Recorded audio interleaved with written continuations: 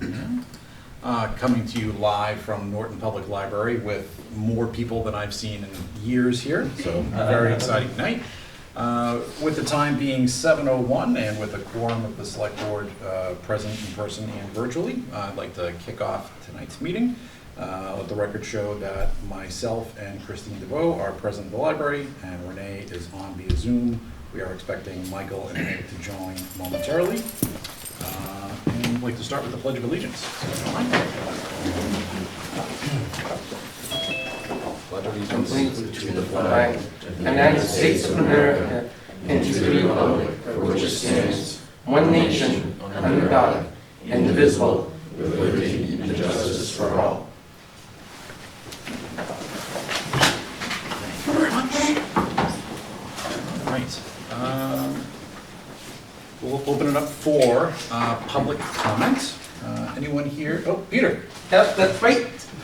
Why don't you come on up to the podium? A day after 36 and election season is coming in, it is time that we treat each other with respect and not go against each other because we are one community and election season is coming, so treat each other with respect and not bicker. Excellent. Respect and kindness. I agree. It's a good motto to have. All right. Anyone else? Let me turn my volume down. All right. With that, we will move to the minutes. Christine and Renee, have you had a chance to take a look at these? I have, yes. All right. Renee, you good to vote on these ones? I have not had a chance to take a look. Sorry, Jack. Hey, I just lost the audio. What did you say? Have you had a chance to review the minutes for tonight? I have not. Christine? I have not either, I'm sorry. All right, so why don't we hold off on that Yeah. and take care of those next time. And with that, we will get to why probably most of you people are here, because it's not to hear me talk. We have three nice appointments this evening. The first is Nathan Lowney as a permanent full-time firefighter EMTB in the Norton Fire Department. Chief Simmons. Sure. Come over here too. That's fine. Good evening, thanks for having us tonight. So we're here for the appointment, or requested appointment of Nathan Lowney, Nason Town resident. He's also been a Fall River firefighter for nearly 5 years. As a firefighter and a basic EMT certified firefighter. He's currently in paramedic school and he's scheduled to graduate paramedic school in about 6 months from today. So, Excellent. yeah, so we're very happy to have him That's great. and lucky. Okay. Any questions for Nathan, Christine, or Renee? Nope. All right. Christine, would you like to do the honors? Yes, all right. So there's to the Select Board from Michael D. Units, Town Manager, dated April 7th, 2022. Notice of appointment of full-time permanent firefighter EMTB. I hereby notify the Select Board that in accordance with the provisions of Article 4, Section 2, lowercase b of the Norton Charter, acting in my capacity as the appointing authority, I have appointed the following individual as a permanent full-time firefighter EMTB in the Norton Fire Department, Nathan Lowney. Did I do it wrong? Lowney, okay. The appointment was made on April 7th, 2022 and will be effective April 22nd, 2022 unless the Select Board votes to accept or reject the appointment prior to said date. However, I specifically request that the Board's acceptance of this appointment be effective April 18th, 2022. Okay. Take that. Do we have a second? There's only three of us. Is that a second, Renee? Yes, I second. Did you hear me? I did not. Okay, very good. All right, we'll go to the roll. Renee? Yes. Christine? Yes. I too am a yes. Congratulations, sir. Welcome aboard. Thank you. Thank you very much. Thank you. All right, we'll work on that.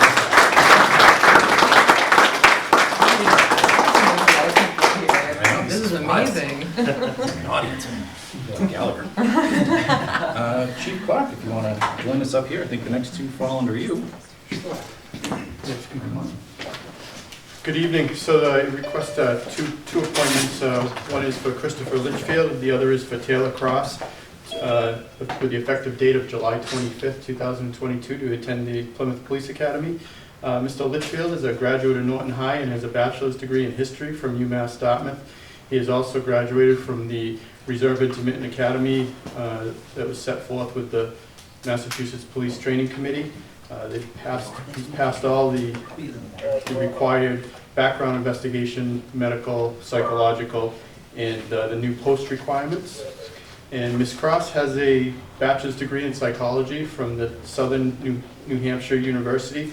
She is a paraprofessional at the Norton Middle School and also serves there as a basketball coach, and she too has passed all the required background in medical and psychological. Excellent. That's great. Christine, would you like to do them together? Okay, so to the Select Board from Michael D. Units, Town Manager, dated April 11th, 2022. Notice of appointment of full-time civil service police officer. I hereby notify the Select Board that in accordance with the provisions of Article 4, Section 2, lowercase b of the Norton Charter, acting in my capacity as appointing authority, I've appointed the following individuals as a full-time civil service police officer: Taylor Cross and Christopher Litchfield. Said appointment was made on April 11, 2022 in accordance with the provisions of the Norton Charter and will be effective April 26, 2022 unless the Select Board votes to accept or reject the appointment prior to that date. However, I specifically request the Board's acceptance of this appointment with an effective date of July 25th, 2022. All right. Do I have a second? Second. Michael, welcome. Thank you. So Jen, for the record, 7:07, Michael has arrived. We are in the midst of voting on the appointment of our two new full-time civil service police officers. We have a motion and a second. Renee? Yes. Christine? Yes. Michael? Aye. I too am an enthusiastic yes. Congratulations to you both and welcome aboard. I'm here. I'm here, Jack. Hi, Meg, you snuck in. Sorry, I guess Meg gets to vote too. Aye. All right, excellent, very good. Now it's even more official. Congratulations.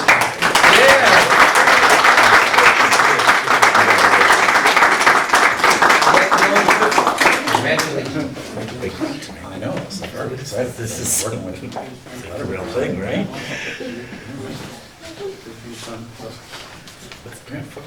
So Chief, what does this do for your staffing levels? I know, That was my question. So when they go to the academy, we're down positions now, so when they go to the academy, they'll likely graduate around December-ish, and that'll put us at basically where we were about a year ago this time. excellent. So there'll be one more appointment to come forward at a later date, which will start the academy sometime in the fall for some future planning. Excellent. Chief, just curiosity, I know in the fire department, there's a year probationary period. Is the police force the same, similar? Yeah, when they graduate from the academy, that's when the clock starts for a year's probation. Okay. Right. Excellent. Sorry. Congratulations to you both. Thank you. All right. Is that why you guys are all here? Yeah. All right. All right. You feel free to stay, or you can also. I'm gonna say that was the highlight of our night. You sure you don't want to stay to the budget, Tom? Maybe next week. All right, next meeting. I'll get you. Thank you, Alan.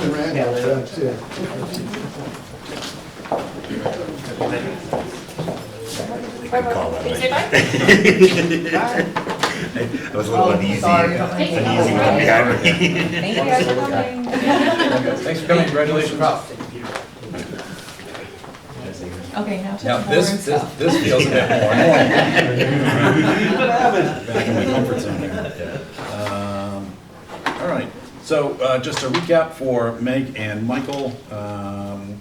We sang happy birthday to Peter Wiggins, whose birthday was yesterday. Isn't that great? Yep. And then we did not do the minutes. Renee and I had not had a chance to review them yet, so we skipped on that. Perfect. Which brings us to licenses and permits. We have a discussion and/or vote to approve the transfer of the Class 2 license from Old Colony Cars, Inc., 350 Old Colony Road, Norton, to NE Autos, Inc., same address. I don't know if there's anyone on tonight that can speak to that. Without, if you want to come up to the podium. You were the one guy left back there. That's hilarious. Welcome. How you doing? My name is Matthew Borgelis. It's nice to meet everybody. Nice to officially come to the first town meeting in Norton that I've been to. There you go. But yeah, so I'm here to talk on behalf of NE Autos. I already had a location in Attleboro, but then there was like zoning issues going on with that, so they kind of gave me like a time to like try to find a new place, and then I ended up talking to Dave, that was the owner of Old Colony Cars, and the cars wasn't there, so I stopped by and I said, are you still in business, or are you trying to look at a sell? And he said he was considering it, so then after he got to know me and we discussed, and I told him what was going on with me, we ended up making a deal, and he said pretty much I could take over, but I would rather in my name, so that's why I came to try to have a transfer into my name. But I already had an established business running and everything, and Excellent. I opened up my first one in 2018, so this is working on the fourth year right now. Trying to stay here though. Very good. Mr. Chair. Yes. What's your is it quality used cars, high-end cars, antique cars? What's your? So I'm going for used cars. Okay. Yes. Perfect. And are you going to keep the location in Attleboro as well, or no? Oh, You no. you guys- Yeah, we had to move. Go and move that. Okay. All right. Your application's been signed off by the building inspector, fire chief, and police chief. So from that standpoint, I think that's great. Any other questions? Renee, Meg, Christine, Michael? Jack. Did you say you were all set, Renee? I did, yes. I'm Okay. fine, thank you. Just, I see that he had a little map here of how many cars. How many cars are you hoping to have on the lot? And So in the lot, we're typically trying to manage probably like a 10 to 15 inventory. Rotation. Yeah, rotation. That's typically what we try to stay in. Okay. Perfect. And what are the hours of operation? 10 to 5. Monday through Sunday? Or? Monday through Friday, and then Saturday we do 10 to 3, Okay. and then Sundays by appointment. Okay. Excellent. Don't be working too many Sundays because your family won't be happy. Yeah. I'm teasing with you. I'd like to make a motion to approve the transfer of the license Class 2 from Old Colony Cars, Inc., 350 Old Colony Road, Norton, Massachusetts, 02766, to NE Autos, Inc., same address. Second. All right, we have a motion and a second. We'll go to the roll. Meg, Yes. Renee, Yes. Christine, Yes. Michael? Aye. I too am a yes. Congratulations, sir. Welcome to town. Thank Best of you, luck in your appreciate business. it. Good luck to you. Many years. Thank you. Right? Thank you. Thank you. Good luck to you. Thank you. And I just have one more question. When can I expect to have like the hard copy of the license? Jen, when can Mr. Borgelis expect a hard copy of his license? As soon as I have 3 signatures and the license is in the bin, All so right, I like, can make a copy. we have 3 people here, so we'll I leave would that here for expect it pickup. by, yeah. Sounds like tomorrow. Perfect. Yeah. Do I pick it up or gets mailed? I don't know. Jen? Jen? It is the licensee's preference. If you'd like to pick it up, he can stop by and pick it up, or I can mail it. I'll come by and pick it up. All right. Thank See you. Take Hope to care. see you Good around. night. Thank you. Have a good night. Thanks, sir. Take care. Good night. Alrighty. This is a good night. We're making dreams happen. Yeah, This is yeah. exciting. We got two Alright. left in the audience over there. I don't know what the heck they want. I'm just teasing. I'm teasing. Next up is a discussion and/or vote to approve the request of Atia Reed to change the name on her Class 2 license from Atia Reed DBA Two Sons Auto Brokers, 407 Old Colony Road, to Two Sons Auto Brokers LLC, same address. Now, it seems like this is a name change to reflect an incorporation, signed off by building inspector and deputy fire chief. Chief Clark has left us, so I don't have that, but this is pretty straightforward. Is there anyone on from Two Sons, in case there's any questions? I did ask the owner to be on, but I don't see her listed anywhere. Okay. Are we correct in assuming, Jen, that this is just an update of the name due to incorporation? That is my understanding. She's going from a DBA just to an LLC. Okay. Excellent. I'd like to make a motion to approve the application for license to buy, sell, exchange, or assemble secondhand motor vehicles or parts of Two Sons Auto Brokers LLC. Second. Meg? Yes. Renee? Yes. Christine? Yes. Michael? Aye. I too am a yes. Right. Seeing no other licenses, we'll roll into announcements. Christine?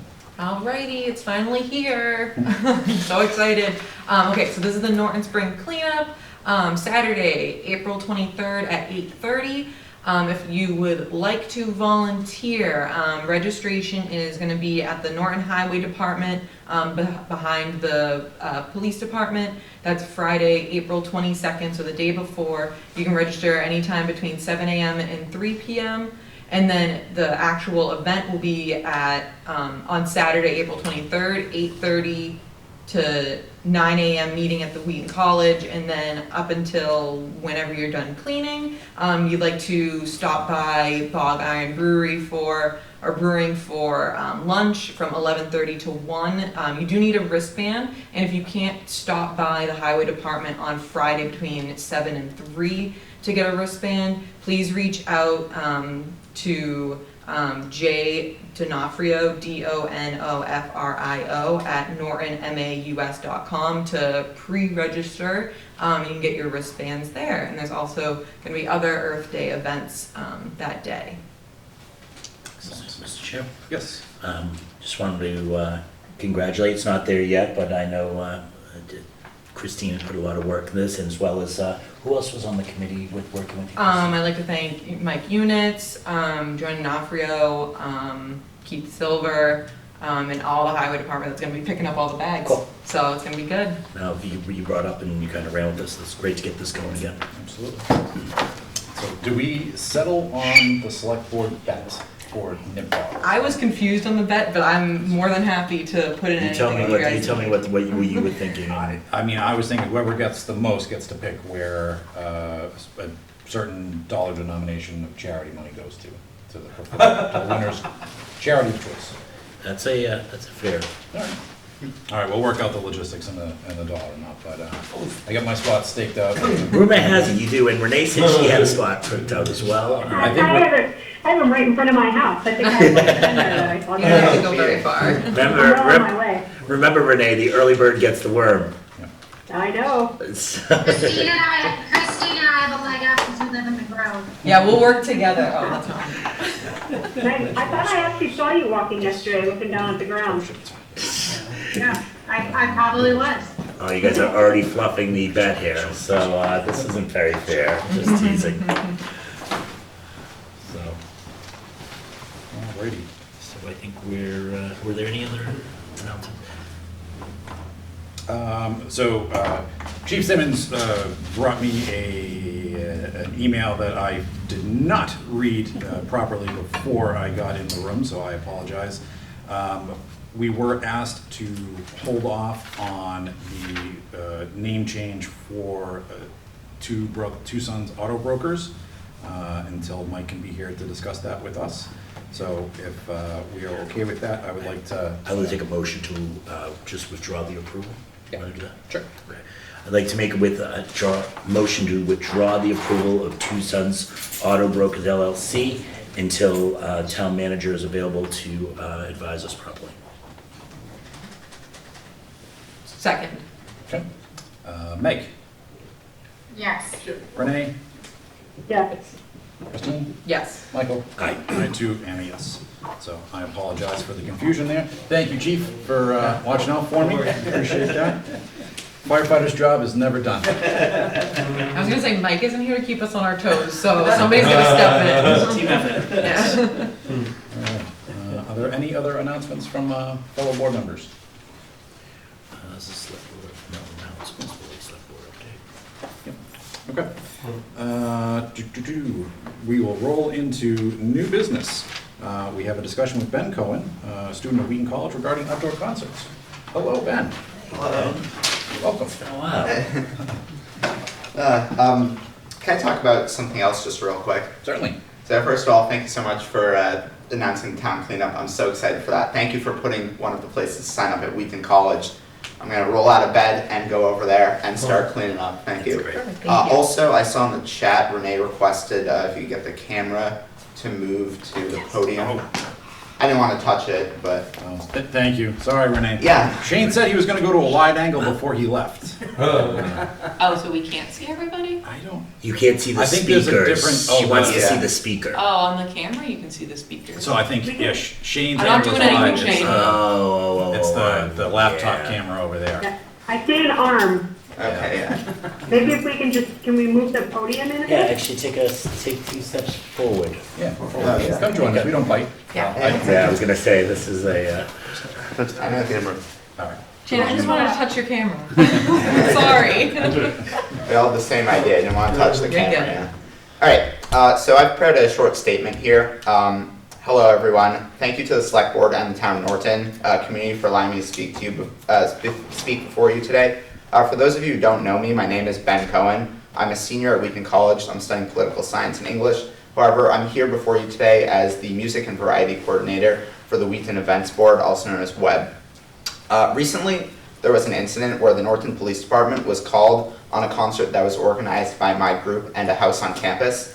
I felt bad after this incident, so I took some time out of my schedule to engage with the residents in the area to get their thoughts on the actual noise level. In my experience talking to them, the vast majority of residents had absolutely no issue with the noise level. A few of them even asked me questions about it, such as, that band was awesome, what was their name, and when is the next show, so maybe we'll have a few more fans. It seems like there's only one resident in the area that actually had a problem with the event, and this individual informed me when I went over to talk to them that they have to get up for work in the morning, which is why they were upset. However, I think their concerns might have been a tiny bit overblown for a few reasons. First of all, I spoke to another resident who was, I'd say, only about 50-ish feet down the road on the other side, so pretty close sound-wise. They said that they did not hear anything at all during the event. Additionally, I'm a bit of a nerd, so I've done the math if anyone wants to look at it, and I believe that the sound level we were actually producing is, while not quiet, fairly reasonable for the time that we're performing. And 3, I've been told by my bosses at school that this individual has had problems with Wheaton in the past, so I'm led to believe that they're more concerned with us gathering at all instead of actually genuinely believing that we're too loud. I'm willing to pass the math around if anyone's interested.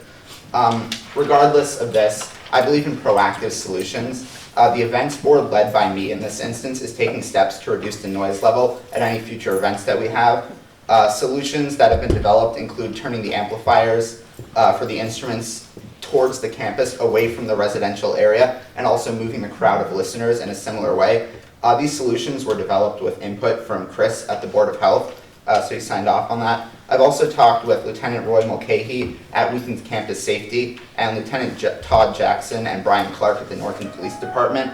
They all agreed that my proposed solutions seem fairly reasonable, and they both agree that as long as we're not playing too loud or too late, we should be allowed to continue having concerts at this location. Lieutenant Jackson suggested that as long as we were done by 10 p.m., we would not be overly disturbing the neighborhood, which I think is more than fair. I believe that this solution would allow the complainant, before mentioned, to have enough time to sleep and get up for work in the morning, unless they work some crazy job where they have to be up at 5 or whatever, but I don't believe that. So with this in mind, I'd like to request that the Select Board give the Wheaton's Events Board some special permission to host a few concerts before the end of the semester. We have some planned events from 7:30 p.m. to 10 p.m. at the same location on April 23rd and May 7th. And I'd just like to remind everyone that these are not, random events. We're going to throw a concert together, have some people. These have the support and organization of the college, and I'm trying to do, everything above board here to ensure that there's no incidents in the future while allowing us to still, allowing students to still gather in this space and have a fun time at these concerts that are planned by me. Also, as a complete side note here, my bosses want to urge you to to adopt a more permanent noise ordinance in the future so that whoever takes my place next year when I graduate doesn't have to come back here every semester. But I want to urge the first part again, special permission to host just a few concerts before the end of the semester. I'm more than happy to answer any questions from audience members, Select Board members, people on Zoom, and I just want to urge the Select Board again to consider my request. Thank you. Thank you, Ben. Yes, Michael. Ben, your request, I think is a very fair request, I think it's thought out. I don't think, and I I don't know this, if Wheaton's required to come to the select board one, okay? That, unless it's an entertainment permit, which will then, but that's usually for licenses. Maybe if I could maybe ask the chief, in the past, is there a concert process in the past that Wheaton's gone through? No, not typically, only if it's like a one-day liquor license or something like that. I mean, I think what probably Ben is looking for is just something, probably something more from the board of approval. You know, that, to say that he's come here, you guys are good with it, and, if anything comes of it, I think, like he said, it's one person. 10 o'clock is certainly very, Yes. reasonable. So it doesn't happen all the time. I mean, he's gonna change the speakers so it's not blaring into Pine Street area, so. And correct me if I have one more question, Mr. Chair. Correct me if I'm wrong, we do not have a noise ordinance in town per se on our bylaws. No, we've talked about that in the past. Yes. I'm not 100% sure. This is years and years ago where that went. I remember, I think Mary Steele brought it up at one point in time, but, it doesn't, I don't know if it has a lot of teeth behind it as a Right. bylaw, so. Okay, and there's no state, there's no state noise bylaw, right? No, I mean, some areas maybe like down the Cape that have summer, say, party houses, they have noise ordinances, or maybe UMass Amherst or something like that. Right. Yeah, Thank you. just to respond to that, the reason I'm here is because my boss, I'll be completely honest, they just want something in writing, so if their boss comes to them, they're like, hey, we went through maybe it's not entirely appropriate channels since you're saying we don't necessarily have to go here. We went through some, somewhat proper channels in order to get this. Additionally, I've done, if you're at all interested in the noise thing, again, bit of a nerd, I've done pretty extensive research into noise ordinance stuff, so I'd be more than happy to talk to you about that, but that's a side note. I know some municipalities have noise ordinances, such as Boston, which have, levels that it can go for certain times, that kind of stuff. Okay. And I'm sorry, I've asked I'm sorry, several questions, so I'm Michael. gonna surrender to you. I'll take whatever questions you have. I was just gonna add to that, Ben, because I appreciate that, and if you could provide that to us, that'd be great. When Jack and I first went 3 years ago, like the chief said, Mary Steele had talked about a noise ordinance as well. I believe she may have started to draft it prior to her term ending. I can follow up with her, but if there's something that you can provide to the board, this could be a good initiative for them to consider. Mm-hmm. Yeah, just tell me what you want and I'll do it. Thank you. Michael? And So Ben, Ben- I just want to, I just think it's, I think it's wonderful that you took the time and are here. Maybe you were told by your quote unquote bosses, but, I think that's commendable and, we certainly want to embrace Wheaton as a partner in our town, so we appreciate it, so thank you. Yeah, thank you too. You stole my thunder, Meg. Yeah, I do have a question, actually. Do you guys, you said the Music and Variety Board is the group that is that what it's called? Yeah, so that's my position. I'm the music and variety coordinator, and the organization that I'm with is the Wheaton Events Board. Events Board, okay. So for that, are there announcements made at campus? Do you post things? How is it communicated that there'll be, any musical gathering? Yeah, it's actually quite an extensive process. We use this website called Engage, where basically all weekend clubs are run through there. You can do finance, you can host events, but basically the homepage is kind of thing. There's a search bar, and it shows you, all the upcoming events. So it'll be like, oh, this group is hosting this event on this time, and there'll be like short blurbs and stuff if you click on it.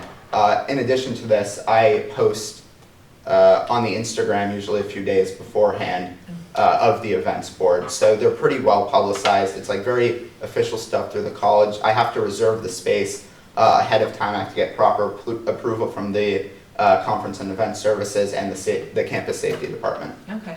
Yeah, the only other thing I could think of that might mitigate any more complaints would possibly being reaching out to those neighbors. The Instagram is good because it's public, it's not like a private, and the other, you know, the Engage is most like for Wheaton students only.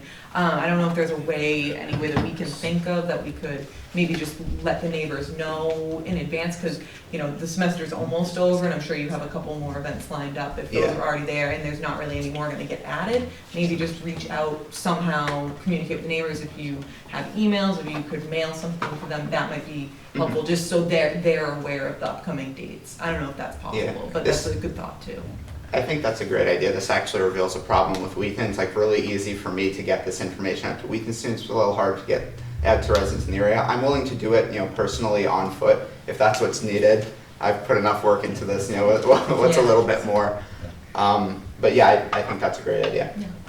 Mr. Chair? Yes. So Ben, just so we know what we're proving here, so 4/23 and 5/7 are the two events that you I left for this year, correct? Yes. And what are who's performing there during those times? I unfortunately do not have Okay, that's fine. the exact names here. I can tell you the genre though. So on the 23rd, I'm pretty sure it's just like a standard rock band. We'll turn them down a little.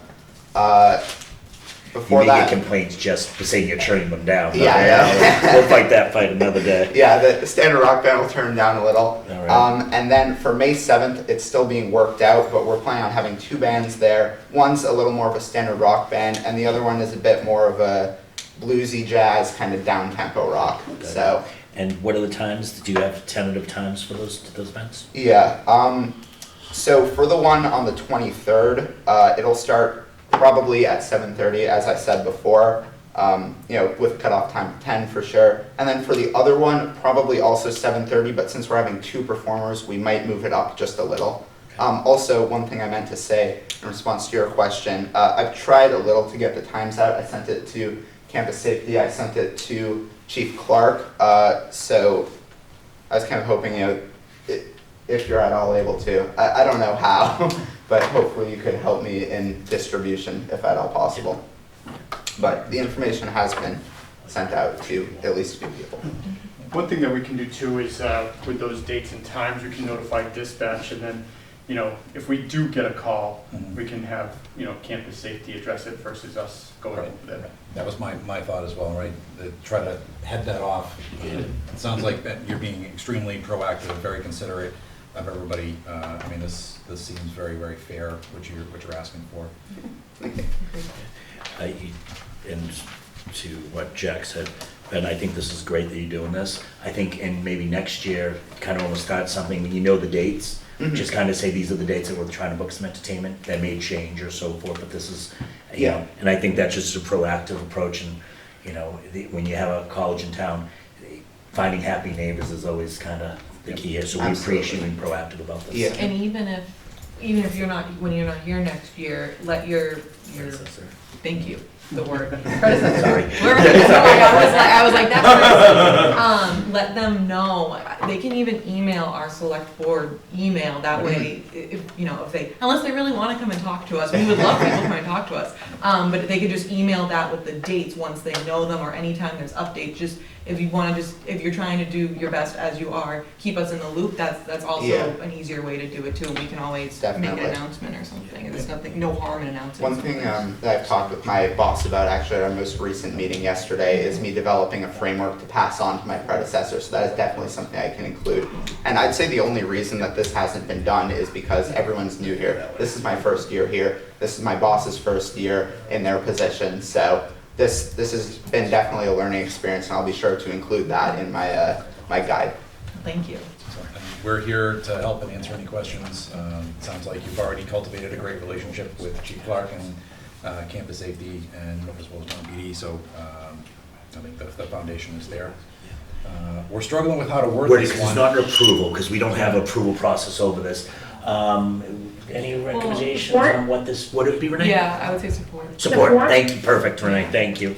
I'd like to make a motion to support the Wheaton College, and Ben's gonna say the organization. Events Board. What is it? The Wheaton Events Board. Okay, I'd like to make a motion to support the Wheaton Events Board for two events on one dated April 23rd and one dated May 5th.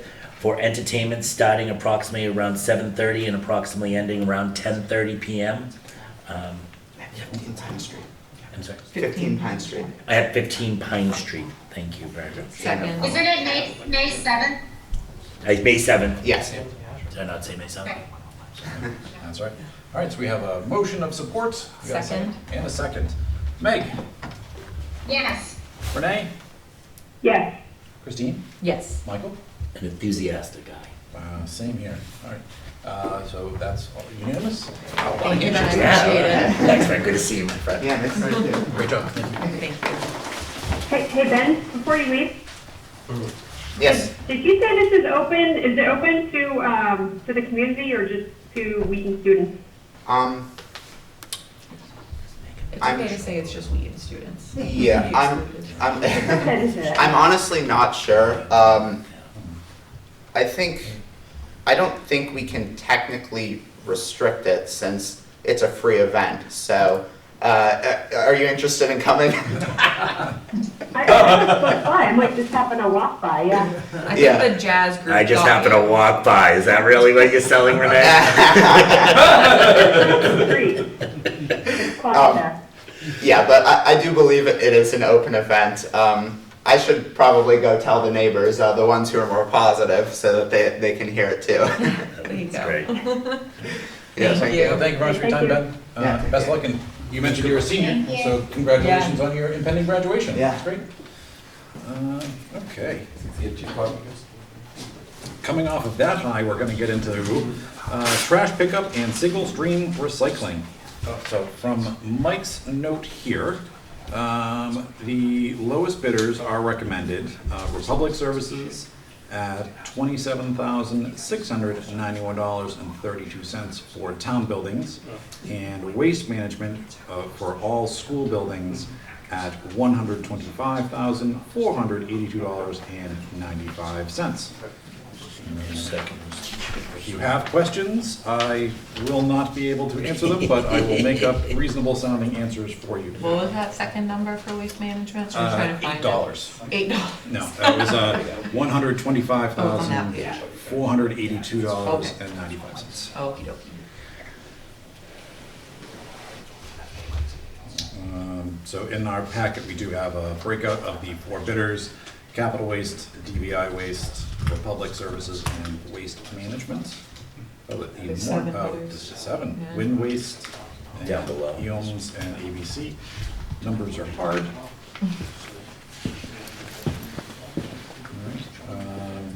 So There are, Jack, is the only company that's located in Norton Waste Management? I do not know. I know Waste Management is. I don't know if any of the others are. I was just saying, it'd be nice to give someone in our town business. Yeah. But So it's 3 different options. So I think it's option 1 and then the 3-year. Option 2. Oh, yeah. And on 3-year total, so it's the bottom line is the most important, correct? No, because it's the, So Mike wrote here at the bottom, public schools, Okay, that so one, so there's the public public school schools. building, and that's what that one is. And then the the second lowest one. level. yeah, that's what I'm So, following. Jack, do you want me to read the option 1 and the 3-year total for the town, so with the 3 bids, so we can just make that a public record? Sure. So, I'm gonna start with the school buildings. There were 7 bidders. Option 1 for the all school buildings.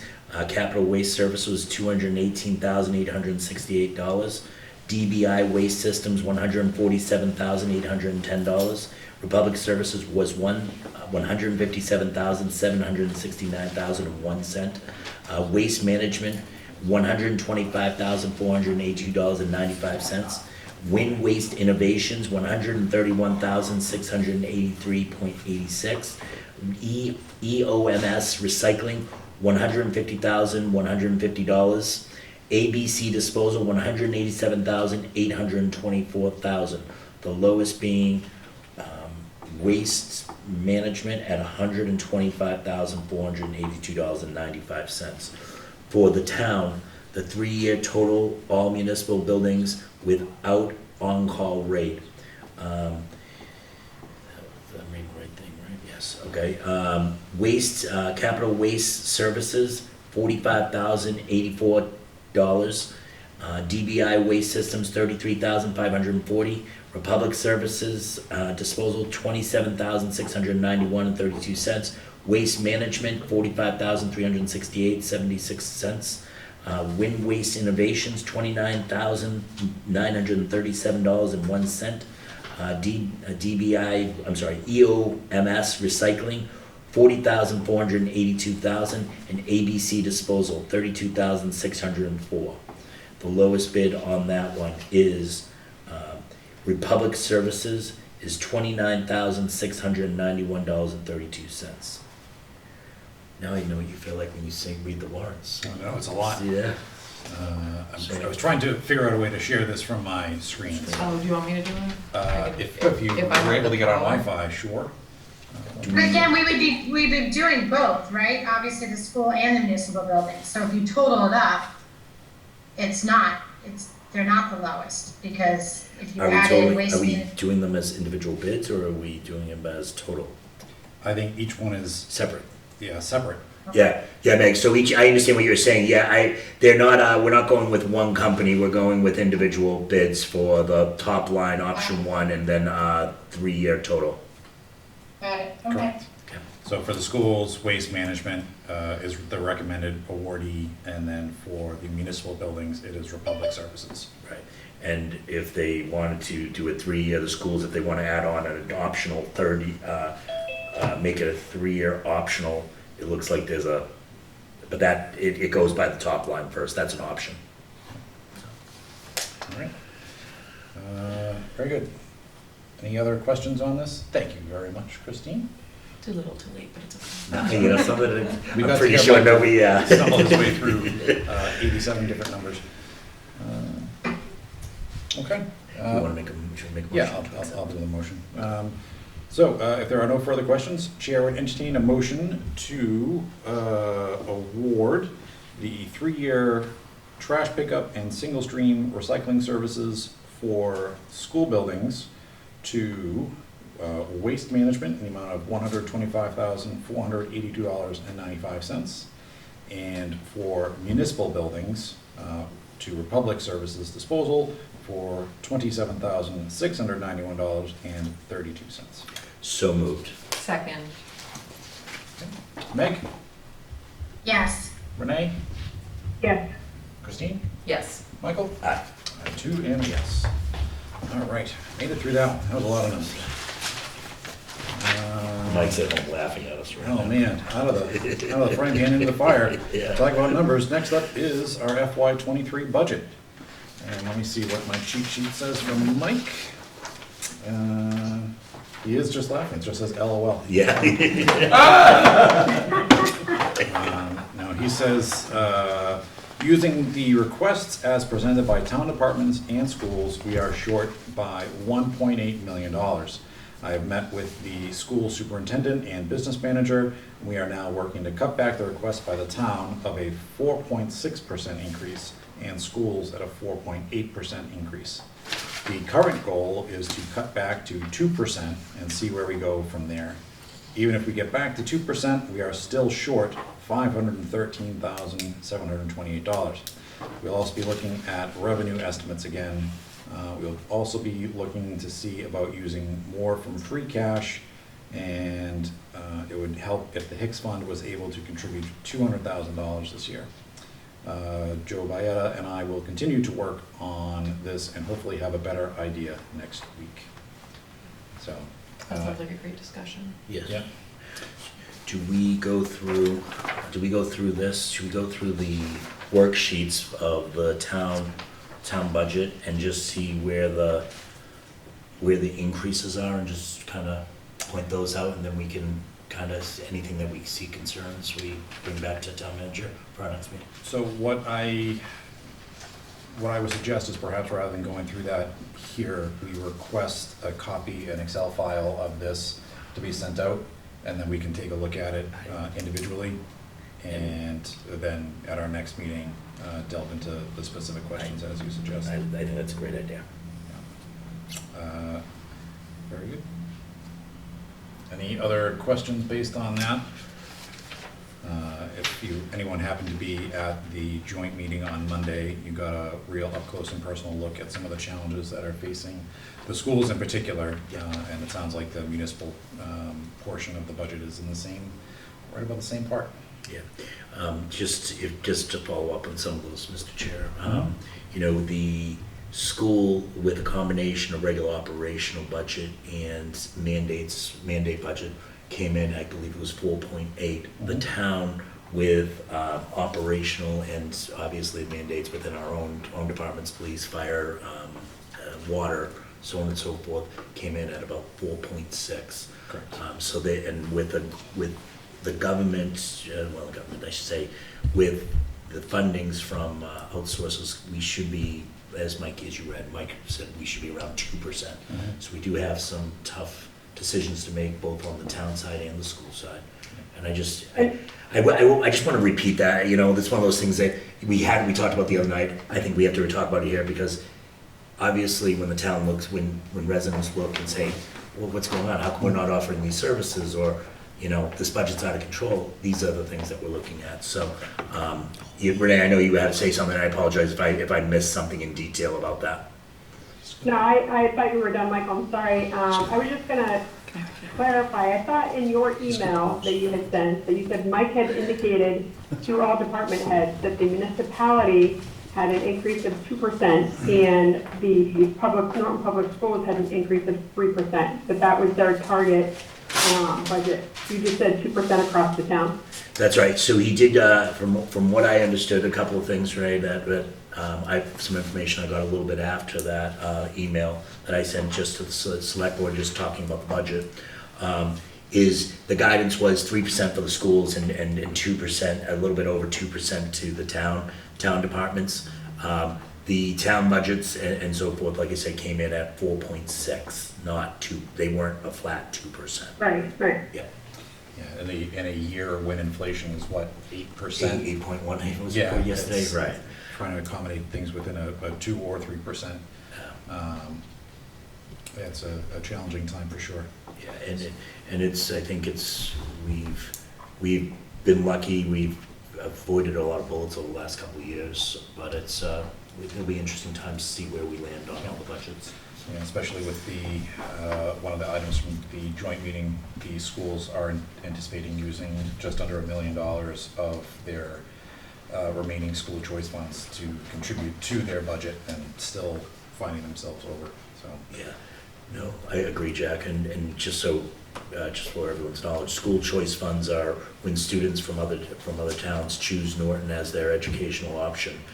That's usually money that's funded advancements of the computers that students have gotten in the past.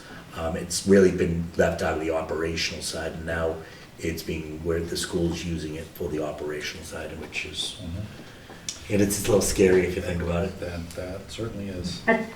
I think they've been using it for quite some time, similar to how the municipality's been using free cash, or we as a town have been using free cash, right? Like there's a risk altogether to the town of us relying on these funds that potentially might not be there. Yes. Renee, correct me if I'm wrong, free cash is actually typically certified and then put back into the operational budget, which does fund regular school operational budget. I don't think free cash just funds the town side. No, that's why I said municipal and town. Okay, So when I say okay. town, Oh, I'm I sorry. the town of Norton, including the municipality and the schools. Yep. Not when I don't say town, just to mean the police and fire and departments. Yep. You know, like it's everything excluding the school. Absolutely. We're all one Norton. Absolutely. Wow. You just owe me a Coke. What a beer.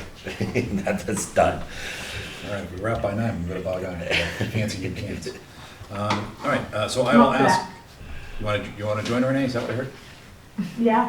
Been a long week. It has. So I will ask James to send that, the Excel budget file to the board so that we can Please. peruse that. Yeah, because I think that would be helpful, because I like to see percentages Yep. and so forth. One of the things that I asked for priority, obviously it's tough, but there is one, right before I'm seeing these numbers, I did ask the town manager to prioritize, and I think I brought up to the board here, an HR individual, at least part-time, as well as a full-time rec person.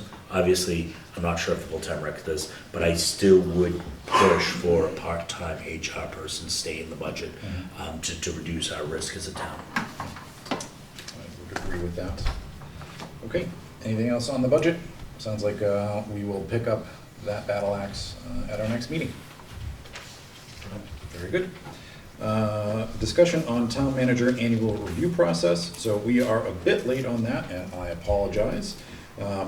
I would like to try to expedite the annual review so that Renee and I, who are both, neither one of us will be here after April 30th, will be able to be present to present Mike's review. So Renee has offered to help streamline the 15-page document that we previously had into a much more focused qualitative analysis, I believe. Renee, I don't want to put words in your mouth if you want to speak to it. No, I can, and let me just clarify, Jack, it's not that we're trying to expedite it because we're leaving. It's because of the agreement that we, the town of Norton engaged with Michael Units in June of 2021, that said that we would provide his annual review in March or April of this year.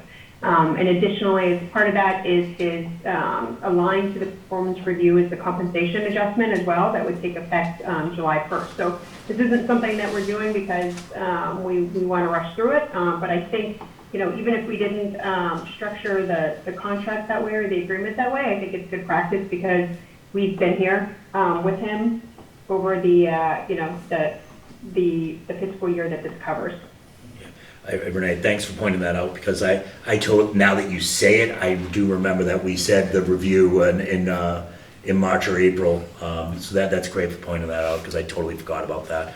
And also, I think it's the review of the town manager has been lackadaisical probably until last year, a little bit lackadaisical. It was very informal, if you will, between the chair and just the chair and before you, Jack. Yep.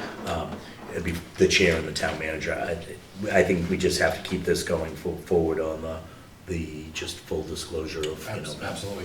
Yeah, I think this past cycle in particular really helped us understand what the review process needed to look like from a not only functional point of view to benefit both the town and town manager, but also from a legal requirement for an employee at that level. So. And it was very uncomfortable when we were following. It's funny is because everyone we all got comments to us probably privately like, why are you trying to make this very public thing? And we're finding out that it's actually required by law to make it a public thing. So it's and it's you know, it's I'll end up playing that. And Renee sort of touched on this, and just to expound upon it, for those remaining on the board after April 30th, I would perhaps suggest you guys think about structuring these reviews to fall within an election cycle, or else, you know, if we were to go past April 30th, you know, 2/5 of the board would not have any working relationship with the town manager, and it becomes really challenging to provide a valuable assessment on that. So maybe it's something that we look into our personnel bylaws. Maybe something it might be worthwhile to add something in there. Yeah. What's the time on the special meeting? April 19th. Yeah. Okay. Let me look at it this week. I'll be glad to take that on. I think that's a worthwhile endeavor, and also speak with the town manager, make sure he's you know he's okay as well. You know, this is a mutual thing.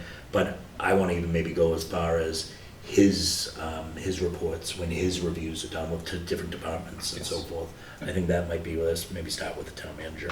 So I'll take that on and I'll be prepared for the next meeting. That's great. When's our next meeting, and when's the warrant close? Let me just look at this. Hey, Michael, if I may just add to that, what you said. So the charter right now identifies the fact that the select board has to do an annual review for the job performance. Yep. I would actually, I would actually recommend that there isn't a change to the charter in that regard, because I think that, and here's the one concern, that while we've been in the cycle prior to an election, there could be an opportunity at any time during the year that somebody resigns or something happens, and you have to bring on a new board member. So I don't know if that would be something that you would actually want to change in the charter, or just consideration of the board overall. Just kind of a Annually, precedent verse. I think maybe what we could do is in the performance review, like indicate, when the expected time is, because it's two things, right? Like, one, it certainly is difficult to do it right now, but, it's a coverage of March to March for the fiscal year. I mean, it could always be changed to a calendar year, and then, you can do it at a December or January cycle, which potentially would keep you away from, Election season. because I think our town elections, if I remember, or maybe that's the town meetings, I have to look. I think those are indicated April, May, or June, like there's a specific time frame for them. I would just be cautious in putting in a month. And that because you could have an election and a turnover at the board at any time. Renee, I think you might be right, because I really personally, I would rather see it in December, the review in December, so right before budget season starts, even though him and James are starting to get together. It's just busy right now, right? I mean, we're gonna all be doing 2 meetings probably a week for the next month or so. And I think also just, it's a time for him, it's a natural year end. And I think with the way the timing of his contract would be, if the board decides to renew it, it would be renewing it in that December. Per the extension that was agreed to So in June. June, the notice date is the June. end of June of this year, and the current contract expires December 31st of '22. So the new contract, if he was renewed, his new contract would be in December, so it would almost be a natural flow to do it in that December time point going forward, but that's something that we do. All right, Renee, let me ask the board. Christine, do you have thoughts on the month when the review should? That sounded fine. Doing it December or January, made sense. Okay. Meg? I'm sorry, Mr. Yeah, no, I'm in agreement. Okay, all right. Great. You could always structure it too, depending upon when the contract is. You could always just say within 12 months of the execution of the contract and annually thereafter. Right, and you can build that, I think in his contract, it might actually, we put it in the extension, so the contract, the original contract may have had that as well, like to actually pinpoint the time. So you don't have to worry about a charter change, you could do it within the contract itself. That's what I was wondering at first. Yeah, just okay, that makes more sense actually. Yeah, so just do it's it based on the contract of the trigger town the contract. manager. And make sure that if, in the future, try to keep it that town managers do have an annual review, and if we can keep it in the December or January for their sake and our sake, I think that would be the best option. Excellent. Yeah. Very good. Anything else on that topic? Are we ready to review it? The process? Oh, If you're ready, go for it, yeah, sure. What else? Is Mike joining us at all tonight? He is not. He unfortunately had a personal matter come up. Okay, no, that's fine. I mean, this is something that Michael and I had sat down with him. He hasn't seen like the final structure, but there's an item in here that I wanted his feedback on. But that's okay. We can talk to him on that separately. Because I think we just have to be aware of the board itself, right, that we have a responsibility to get comments. I think our responsibility, if Mike, doesn't provide any comments to us, I think we obviously still have to do the review. There's a couple things I just want to preface before I share this document with you. I had some problems just in saving a version, so when I look back at it, some sections were overwritten, so I just have to go back and put in descriptions in here and then move. You'll see I brought in the responsibilities from the charter, and I just need to assign them to each category. So until later tonight, this will be a draft, and then we can, I will circulate it to the board and to Mike as well, and then we can go through and provide it back to Jack. I'm assuming, Jack, that you'll be the point of contact again. Yes, please. Well, not yes, please, but yes. We know you. Okay, give me 1 second. Let me share here. Because you're so confrontational, Jack, as a general rule. I would like to acknowledge, so the part, so we go back to the letter that Chief Simmons had given me, the part that was actually highlighted here. We were supposed to talk to them like 45 minutes ago. So I apologize. If we You're can, so patient. you are. I highlighted that when I was still at my desk, by the way. Like I thought we That were. was my copy. By the way, you need a new highlighter, it's running out there, I can see. So, I my bad, been a long day, chief. So, So- can I just, so we're gonna just. Yeah, no, why don't we close this out and then we'll jump to you guys. Okay. I mean, you're already here, you're comfy. Jack, I don't, this may take some time, so I don't mind if you want to, if Okay. you want to, I don't mind pausing and then we can come back to the actual. I agree with Renee, because if it's what I remember what we worked on, it's gonna take a while to walk through. Okay, fair enough. Let's shift gears, and I think this falls under what would come under the town manager's report, update on the Massachusetts State Subdivision Agreement for statewide opiate settlements. Thank you for your patience. Hey, no problem. You guys Thanks for like, taking me on here. We were ready to bump you to the next meeting, chief. That's all right. It's all good, it's all good. Thanks, I thought Captain. you just by like the way. hanging out with Yeah, I us. did, that's a pretty comfortable chair over there. Yeah, You gonna introduce your captain as well? yeah, Captain Wilson, I think you've met before. Yes. I don't know which way to look for the people that are on Zoom there. So Zoom's Zoom's there. All right, gotcha. I'll make it quick for you guys, honestly. The town manager just wanted me to bring up regarding the opiate money, settlement money, that we actually have a NOPE meeting on the 27th, and I believe Mr. Tools was going to be there as well. His suggestion was to have a discussion with that committee to come up with some ideas to utilize some of those funds. So that's on the 27th, so I'm sure he can report back to you, or one of us can report back to you after that. Chief Clark does a lot with that committee. I think he pretty much pulled it together in the very beginning, so, it's more of his area. Another thing while we're on that topic, I just want to show you guys real quick, is one of the things that we had come up with, that Captain Wilson put together as possibly one of the items to get with that funding. And it'd probably be pretty inexpensive. We have a lot of options to try to get the Narcan for a pretty cheap price, if not free, significantly subsidized through the community lots and purchasing program. So we're waiting to get a price on that right now. If we buy it directly from the pharmacy, it's $89 per dose, basically. So, but what we envision, with approval of the NOPE committee, would be for us to be able to give out these pouches to patients that we come across with overdoses in the field. So that, the intention is we can leave one of these with a patient or possibly a family member, explain to them how to use the Narcan, and then they have this available to them. Hopefully they don't need it, but at least it's there, if they do. So inside of this pouch, we try to come up with an idea that would be convenient, kind of picture like a logo on it, like a NOPE logo or something like that possibly on there. But there's actually 2 doses of Narcan in there, so there's 2 of these nasal Narcans in there. There is directions on how to use them. It's pretty simple to use anyway. There's also a flyer in here for Column Health to actually seek treatment. Okay, so and we'll probably put a couple of other options in there when we get to this kind of the first draft, if you will.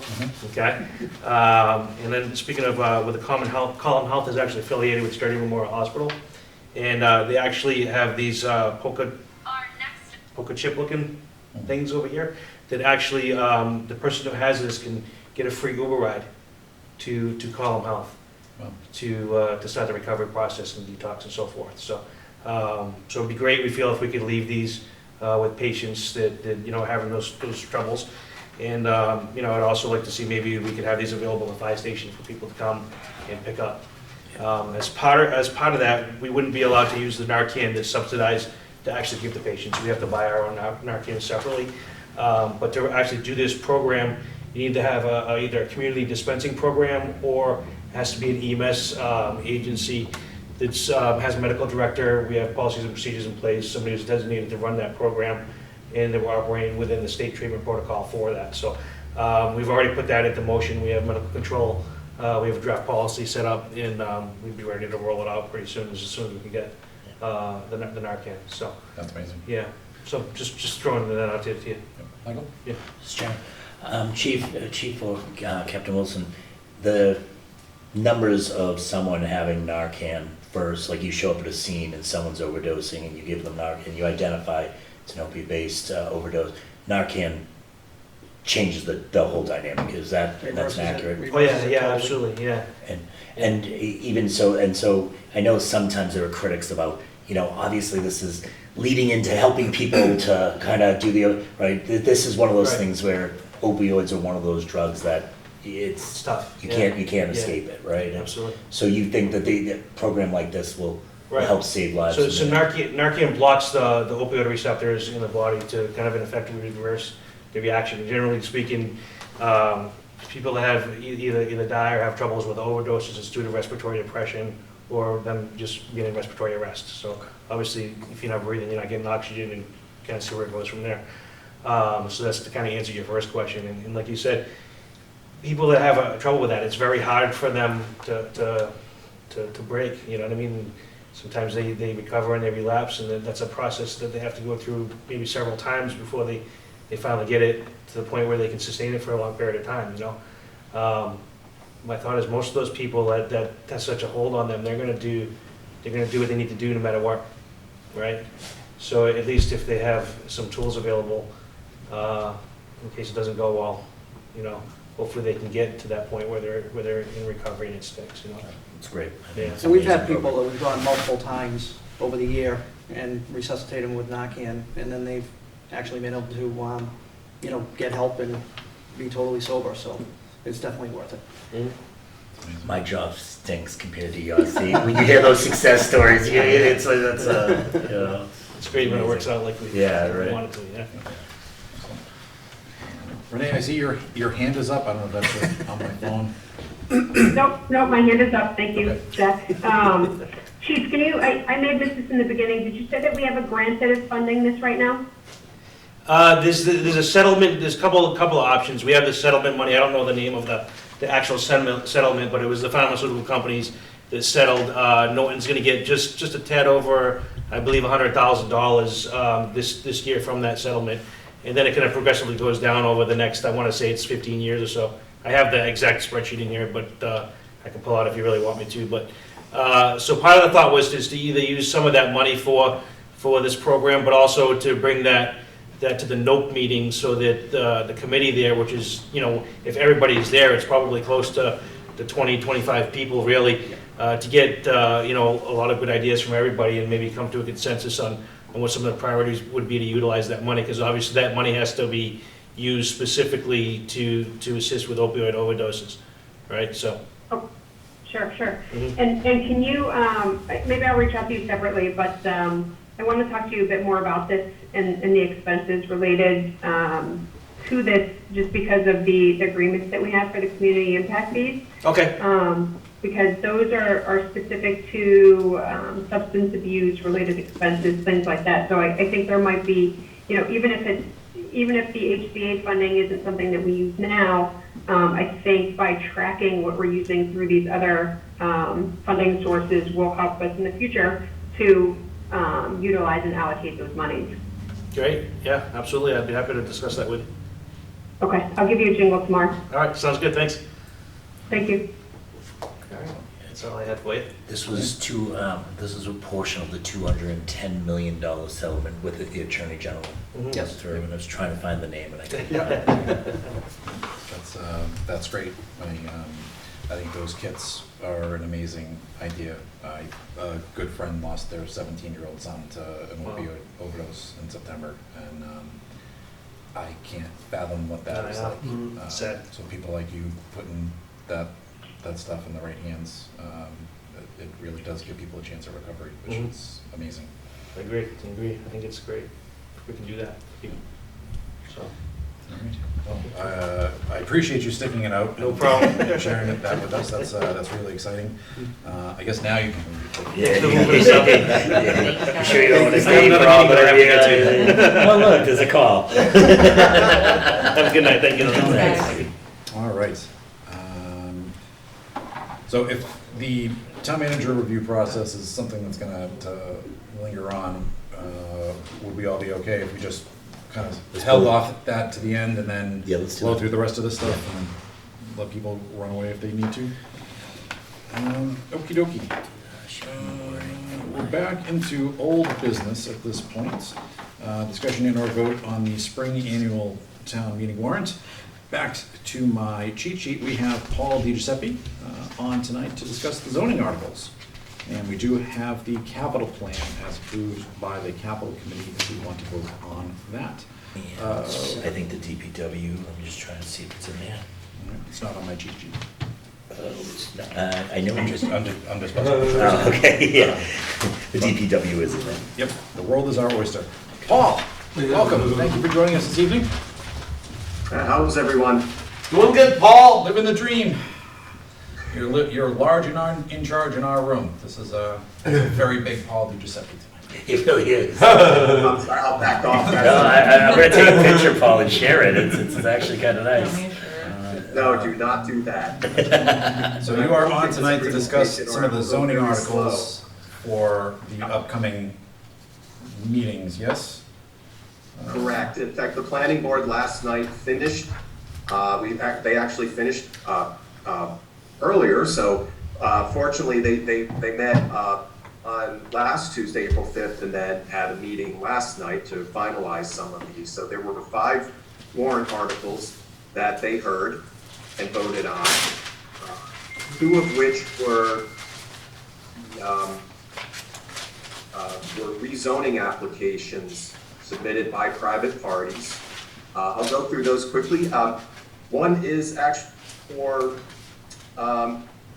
our wonderful site, Reed and Barton.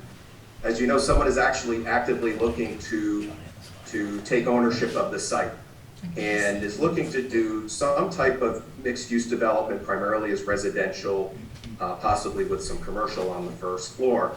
The property is, as you know, is zoned industrial, but that wouldn't allow residential, so she is seeking to rezone it to village commercial.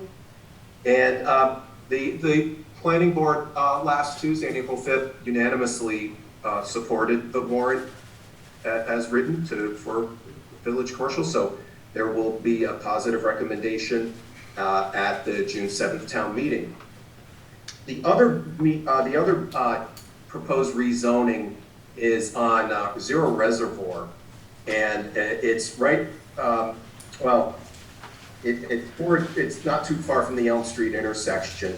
But that case, it's the owner, Mr. Viana, purchased several parcels there, including some of the parcels on Mansfield Avenue that were zoned village commercial, but he also bought the Wheaton property that was zoned residential 60. And they are seeking to rezone that to village commercial to essentially allow more intensive residential development. There were quite a few representatives of the neighborhood there that raised different sorts of issues with it, from traffic to the intensity of the development to village commercial not being appropriate for that parcel. The planning board actually voted against the article as written unanimously. It was a 0-6 vote. So that'll be going to town meeting with a recommendation of denial or fail to recommend approval to village commercial. So Paul, can I ask, Mr. Chair, through you? Paul, how can that be, even make it this far, as it looks plainly as spot zoning? Like, so how is this not spot zoning? Well, it's contiguous to village commercial, so okay, I know there's some people are saying that, but spot zoning is typically where it's an outlier of zoning. I got you. Yeah. So because it abuts village commercial, it's almost a continuation of that zoning. It isn't, even though this is only one lot, because it abuts it, it makes sense. It would be, if nothing around was residential, then you said, I want to make it one lot commercial, that would be spot zoning. Correct. Okay, thank you. And that's right. If I recall correctly, we had asked Mike this question. So this is a petition article, which yes, really limits anyone other than the petitioner's ability to modify and adjust it. So it sort of goes through on its own, and if that were to get approved at town meeting and it was spot zoning, that's a mighty interesting. Yeah, it's like it's a head scratcher. Yeah. It's a constitutional well, conflict. And do keep in mind the Attorney General reviews anything that we approve, any zoning changes we approve, so they would be the final judge of that. Okay.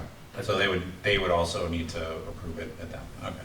Yeah, but Paul, Right. but the Attorney General's hard pressed to deny something that passes town meeting, from what I've understood, unless it's so blatantly illegal. if it's, I don't see them really overturning town meetings typically, right? Yeah, but they're. Well, that I can't answer, but Yeah. I myself, I mean, I'm not an attorney, but I don't see this as spot zoning. Okay, yep. My experience, it just really means it's a real outlier. The question, but the legitimate question is village commercial appropriate, you know, in this location? And the planning board did not feel it was. A question for you on the Reed and Barton article. Sure. So when this article comes to you guys, this is purely considering the impact of the zoning change, right? It does not consider the applicant, it doesn't consider the potential development plans, if there are any specific items, right? It's just, Right. what is it? What's the impact if this goes from industrial to village commercial?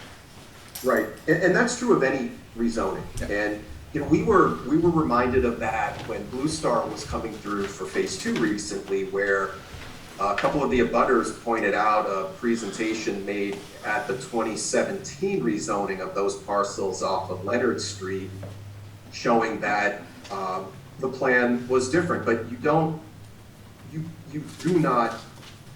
not approve zoning based on a site plan. Once you've rezoned it, you're entitled to whatever is allowed under that zoning district. So, and Ann Brensley, who's the CEO of Devco North America, has not shown us any plans, but it is ultimately a determination of, is that zoning appropriate here? You know, one difference between the two zoning cases, whereas the property on Reservoirs is an upzoning from residential 60 to village commercial. The property at Reed and Barton is actually a downzoning because industrial allows, well, you know, a lot more significant industrial uses in an area where we probably don't want it now. And those details, there were a lot of questions from the neighborhood about that project, but, you know, until, you know, if this gets approved at town meeting and she gets to move forward, then those will be issues that the planning board will have to deal with. You know, and we'll make sure too, as the project moves forward as staff, we want to make sure that issues like traffic and other issues brought up, the environmental issues and all of that will be addressed just like we would with any project. And a special permit will be required no matter what. I mean, you know, the project will be of such a scale that it will be a special permit, which is a higher threshold of approval. Can I just ask a question? Going back to, okay, so on the Reed and Barton one, what was the vote that the planning board had for support? Do you know what the count was? It was 6-0. 6-0, okay. And then Yes. for village commercial, would an example of something that could go there be like an apartment building with convenience store on the bottom level? Yeah, absolutely. Okay, Mm-hmm. just getting like a general idea of what it could be. Thank you. Yep. Michael? No, I think Christine answered it. Obviously, it was the Article 16 specifically. Was there any color, I mean, generally, the board, what was some of the color from the board on an elevator spiel? Meaning, is it just pretty much they were listening to the residents, they didn't really support it because they were 0-6 in the vote, so it was just because the residents were vocal about that, or was there anything that you could share on the color? Yeah, well, I think, you know, the planning board always listens to the abutters, but I think they did agree with a lot of the points, but I think ultimately it was, they felt that that was not an appropriate zoning district here. Okay. Because you could be allowing, again, uses that, you know, like Christine just mentioned, you could have a mixed-use building there under village commercial, right at that parcel, and, you know, there was concern by the planning board that uses like that might not be appropriate, and then the densities would be higher too. So, and they, you know, one comment that some of the board members said was, well, why not just try to use the cluster option under residential 60? Although the challenge of that is you don't get any extra units with clustering, which I think is a real weakness in our provision. And they made that clear that for their project to be viable, they need more units, which I think the board also felt, well, that's not really a reason to approve it. So, but I think ultimately they just were concerned about the intensity of the district, considering the low density residential nature of that street. Makes sense. Whereas again, with Reed and Barton, you had 170,000 square mill there for almost 100 years, which is a different situation than vacant land going to a village commercial. I have a procedural question for you, Paul. Sure. So I know that for zoning articles that come up organically through the town, if they fail, they cannot come back up for a period of time. Is that correct? 2 years. 2 years. If the vote fails at town meeting. Does the same apply to petition zoning article changes, or are those able to come back up in the future? I think it does apply still. Okay. I will need to check on that, but I think the prohibition still, I'll make a note and find that out. Okay. I was just curious if, for example, this one that we're looking at right now were to not be recommended by FinCom, then they would, the only person that could move it was somebody from the audience. Wondered if someone from that area that wanted to sort of spike the football and make sure this didn't come back up for a period of time could move it and then vote it down. Bring it back up. Yeah. I have a feeling the answer is they can't, but I will coordinate with Mike Units and if we need to go to town council. Okay. I'm sure it's a minuscule chance, but it just my brain juices started flowing. I was wondering. Any other questions for Paul? Oh.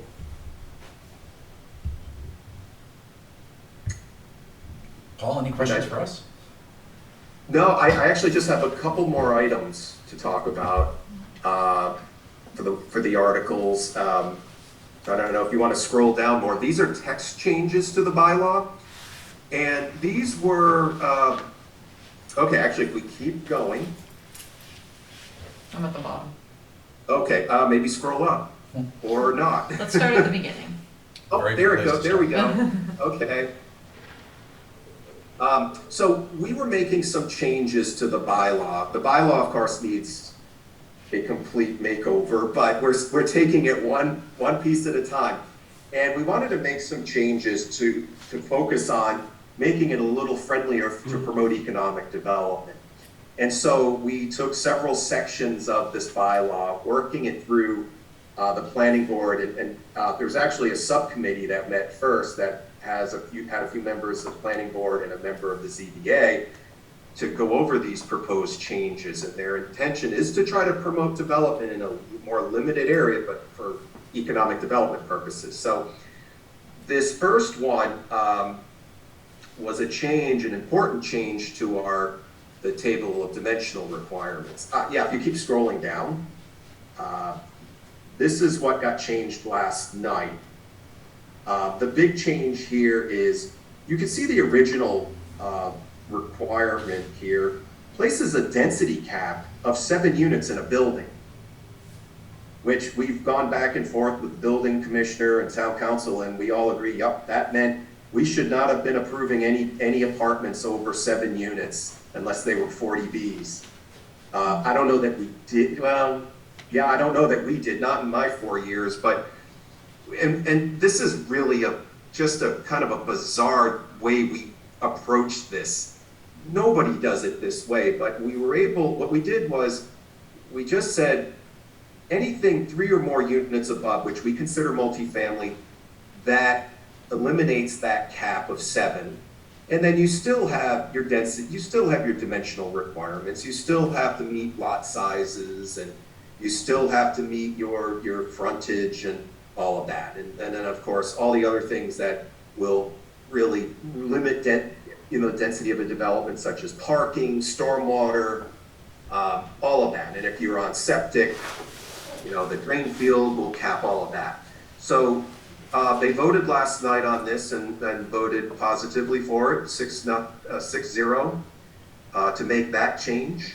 And then they also voted, I'm not sure who's controlling this, but whoever you are, you can scroll down. I have the power tonight, so it's okay. Okay, great. If you keep going, we're going to go to the next article. Okay. So we also, based on, you might recall, we actually did what they call a local rapid recovery plan for West Main Street. And they made some specific recommendations to add uses to our use tables to promote uses that we would like to see, particularly along our corridors. So you think about the places where we want to see more gathering. They added some definitions, some contemporary definitions like artisan food and beverage. So this would allow for, microbreweries, distilleries, small batch bakeries. It's probably allowed in our bylaw now, but we wanted to add uses to make sure they were absolutely clearly allowed in it. So we had to do two things. We had to add some definitions, and then Christine, if you could scroll down, we've updated both the commercial use table by adding uses in, including some things that were really big omissions, like we didn't have a use for medical dental offices and clinics. So we're gonna add that in. You can see we're proposing to allow it in all of the commercial and industrial districts. And we were also really emphasizing here life sciences, like pharmaceutical companies and health, manufacturing in the health industry. So Christine, if you can continue to scroll, please, and go to the industrial uses. So we've added a few things there that clearly identify where it can go. We would allow life sciences, for example, as of right in industrial, but by special permit in commercial. This does a couple things for us. This is not only is it clearly making the regulations or more clear as to where we would allow life sciences, but this also sends a good marketing message out to people that we're making modifications to really try to attract more companies like Al-Nylon, which was called for in our master plan. So we're just trying to make some small changes, but hopefully impactful changes to the use tables to try to promote more development like that. And then and again, something like life sciences, we really would be focusing it on the industrial areas, or again, maybe the commercial areas. But that's going to be, we just want to try to be more attractive to those types of businesses, especially with a lot of the work that Wheaton is doing now to promote life sciences. We want to get on board. I'm starting to coordinate more with them about that, and how can we, get students aligned with jobs, and how can we attract employers down this way and get them out of the, as companies are looking to move out of Metro West, they're looking south. So, let's try to take advantage of that. Yeah. Then just one more change. So Christine, sorry to keep ordering you. Just if you go down to the next article. So, here we go. No, scroll back up a little bit. Thank you. Okay. So this was also one that we felt like we needed to do now, especially with some projects coming online, a few of them. We have an affordable housing bylaw that says that if you have 6 or more multifamily units, you are required in a building, and actually 6 or more lots that you're creating, you're required to provide affordable housing at 10%. So when you think about it, if you had a 6-unit apartment complex, one of those would have to be affordable. And there's all sorts of challenges with that. The numbers just make a project infeasible, because if you have to pass the cost of the affordable unit onto the other market rate housing, especially in today's world with the cost, you'll easily be adding over $100,000 to the market rate. And this was done back in 2003, where we were only at 3% of the state's 10% requirement. 10% of our units had to be qualify as subsidized housing. We're over 11% now.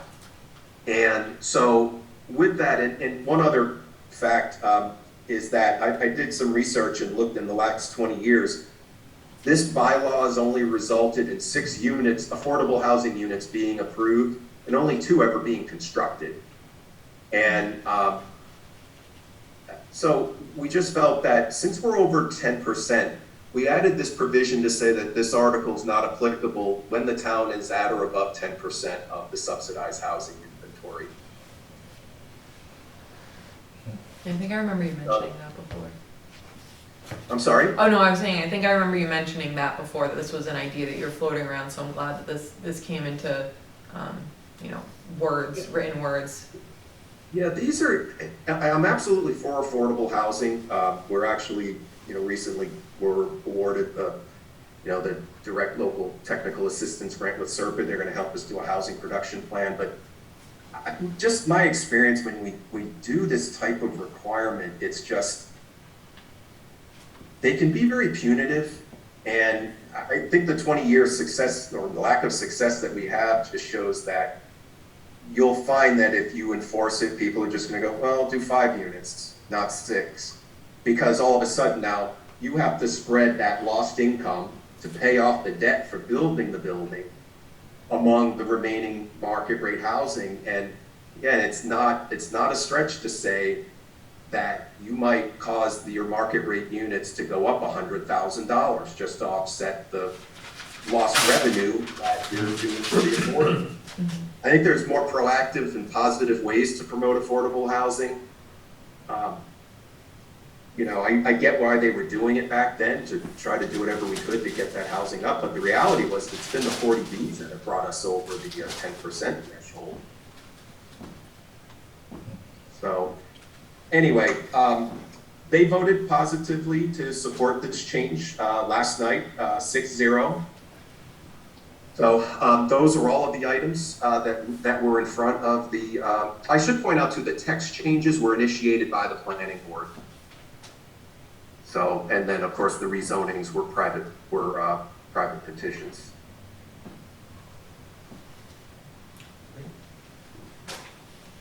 Any questions on that?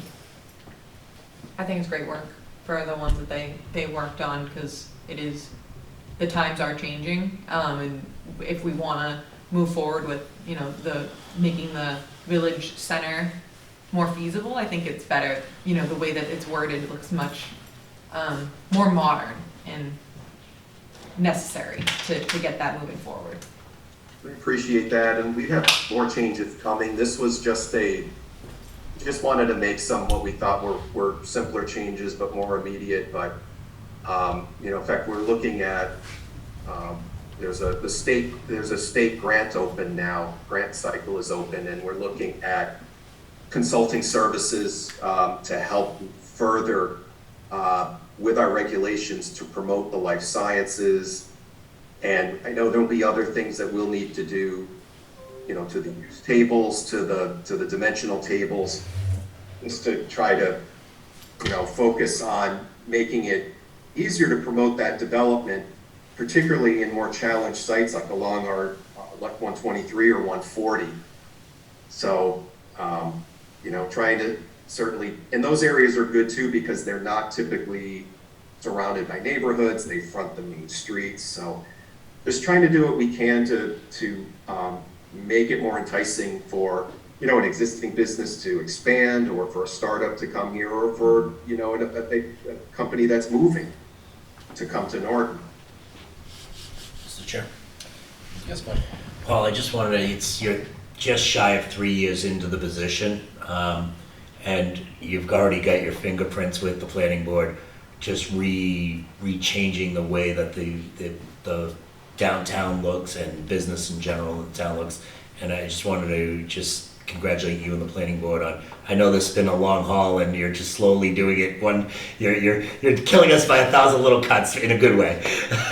Just doing all the necessary things to set us up for success. So I just wanna I appreciate that, but I have no idea what that planning board will look like come May 1st, but they deserve a lot of credit. The last year especially, it was wonderful. They were making, I think they were very efficient in how they made their decisions this year. They got pretty much right to the point, hit the big issues, right on directly, and they made some important decisions this last year. So yeah, just to if you're gonna have how many seats open, Mr. Chair? 2 there, 3. Possibly 4. Yeah, possibly 4 seats. At least 3, and then possibly 4. Right. And if anyone's interested, they can send a letter of interest to the town manager or the select board. But just, I also wanted to say we did get legal advice. The planning board will be able to hold meetings with the group they have, because that group, because those seats are not filled, it's considered quorum of the voted peoples of the seats that are filled. So the town isn't gonna come to a halt on the planning board, it's just gonna have less people working on a gross amount of work that you guys already have, so. true, but one exception to that, Michael, is the special permits. Special permits, town council, as you saw, weighed in, and by state law, you need to have if you're 5 members or more, which there's 7, you need 2/3 vote of it. So that's our understanding, is that special permits could be an issue if we don't have 5 members. Hopefully we will get 5 members. Hopefully we'll get 7. Well, let me ask you this, Paul, do you know if, and have we gotten any legal guidance on it suspending the rules until it is filled through town meeting? I know it's state law, but I wonder if there's a way you could petition the state for the suspension of the rules until the seats are filled. Through town meeting, of course. Because the special meeting's closing on the 19th, and if we have to prepare something. My guess is no, but something you don't really know until you ask the question. I'll ask. Okay, thank you. And for those who may want to consider joining the planning board, so before May 1st, you can feel free to write your name down on your ballot when you vote on April 30th. A successful write-in campaign could work. And then after May 1st, if there are any open seats, then I believe it is a joint appointment by the select board and planning board, or is it just the select board? It would be a joint meeting with planning board and select board. Okay. And if you did do a write-in campaign, you just need the equivalent amount of what you would do to get on the ballot, so it would be 50 signatures. Okay. Very good. And I saw you do not need to put your address in, it's just the name? Yes. As long as it's legible. As long as it's And legible? there's not 2 Michael Tools in the town or something like that, as long as it's identified of who they are, that's the only. I think I just heard Michael Toole launch a write-in campaign. Michael Toole launch a write-in campaign. Fantastic, Michael. Amazing. Very selfless move. All right. Christine, stop egging him on to say stuff like that. I don't do anything. Well, I just saw a chat message pop up. Apparently, there is no minimum vote requirements on that. That's from our resident charter expert. So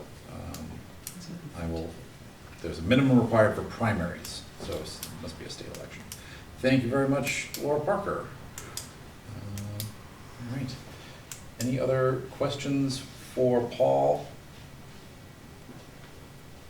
So if I'm understanding Mike's note tonight, you would like the board to vote on we are moving forward. What is that? There was Nothing. Technical difficulties. Yeah. Over here. Crossover. So it would be Articles 12, 13, 14, 16, and 17 that planning board has voted on, as I understand it, correct? Yes. Okay, Yes. So moved. all right. Did you make a That motion? was not a motion, that was just, Those are the chair needs to get his head on straight here. Okay, perfect.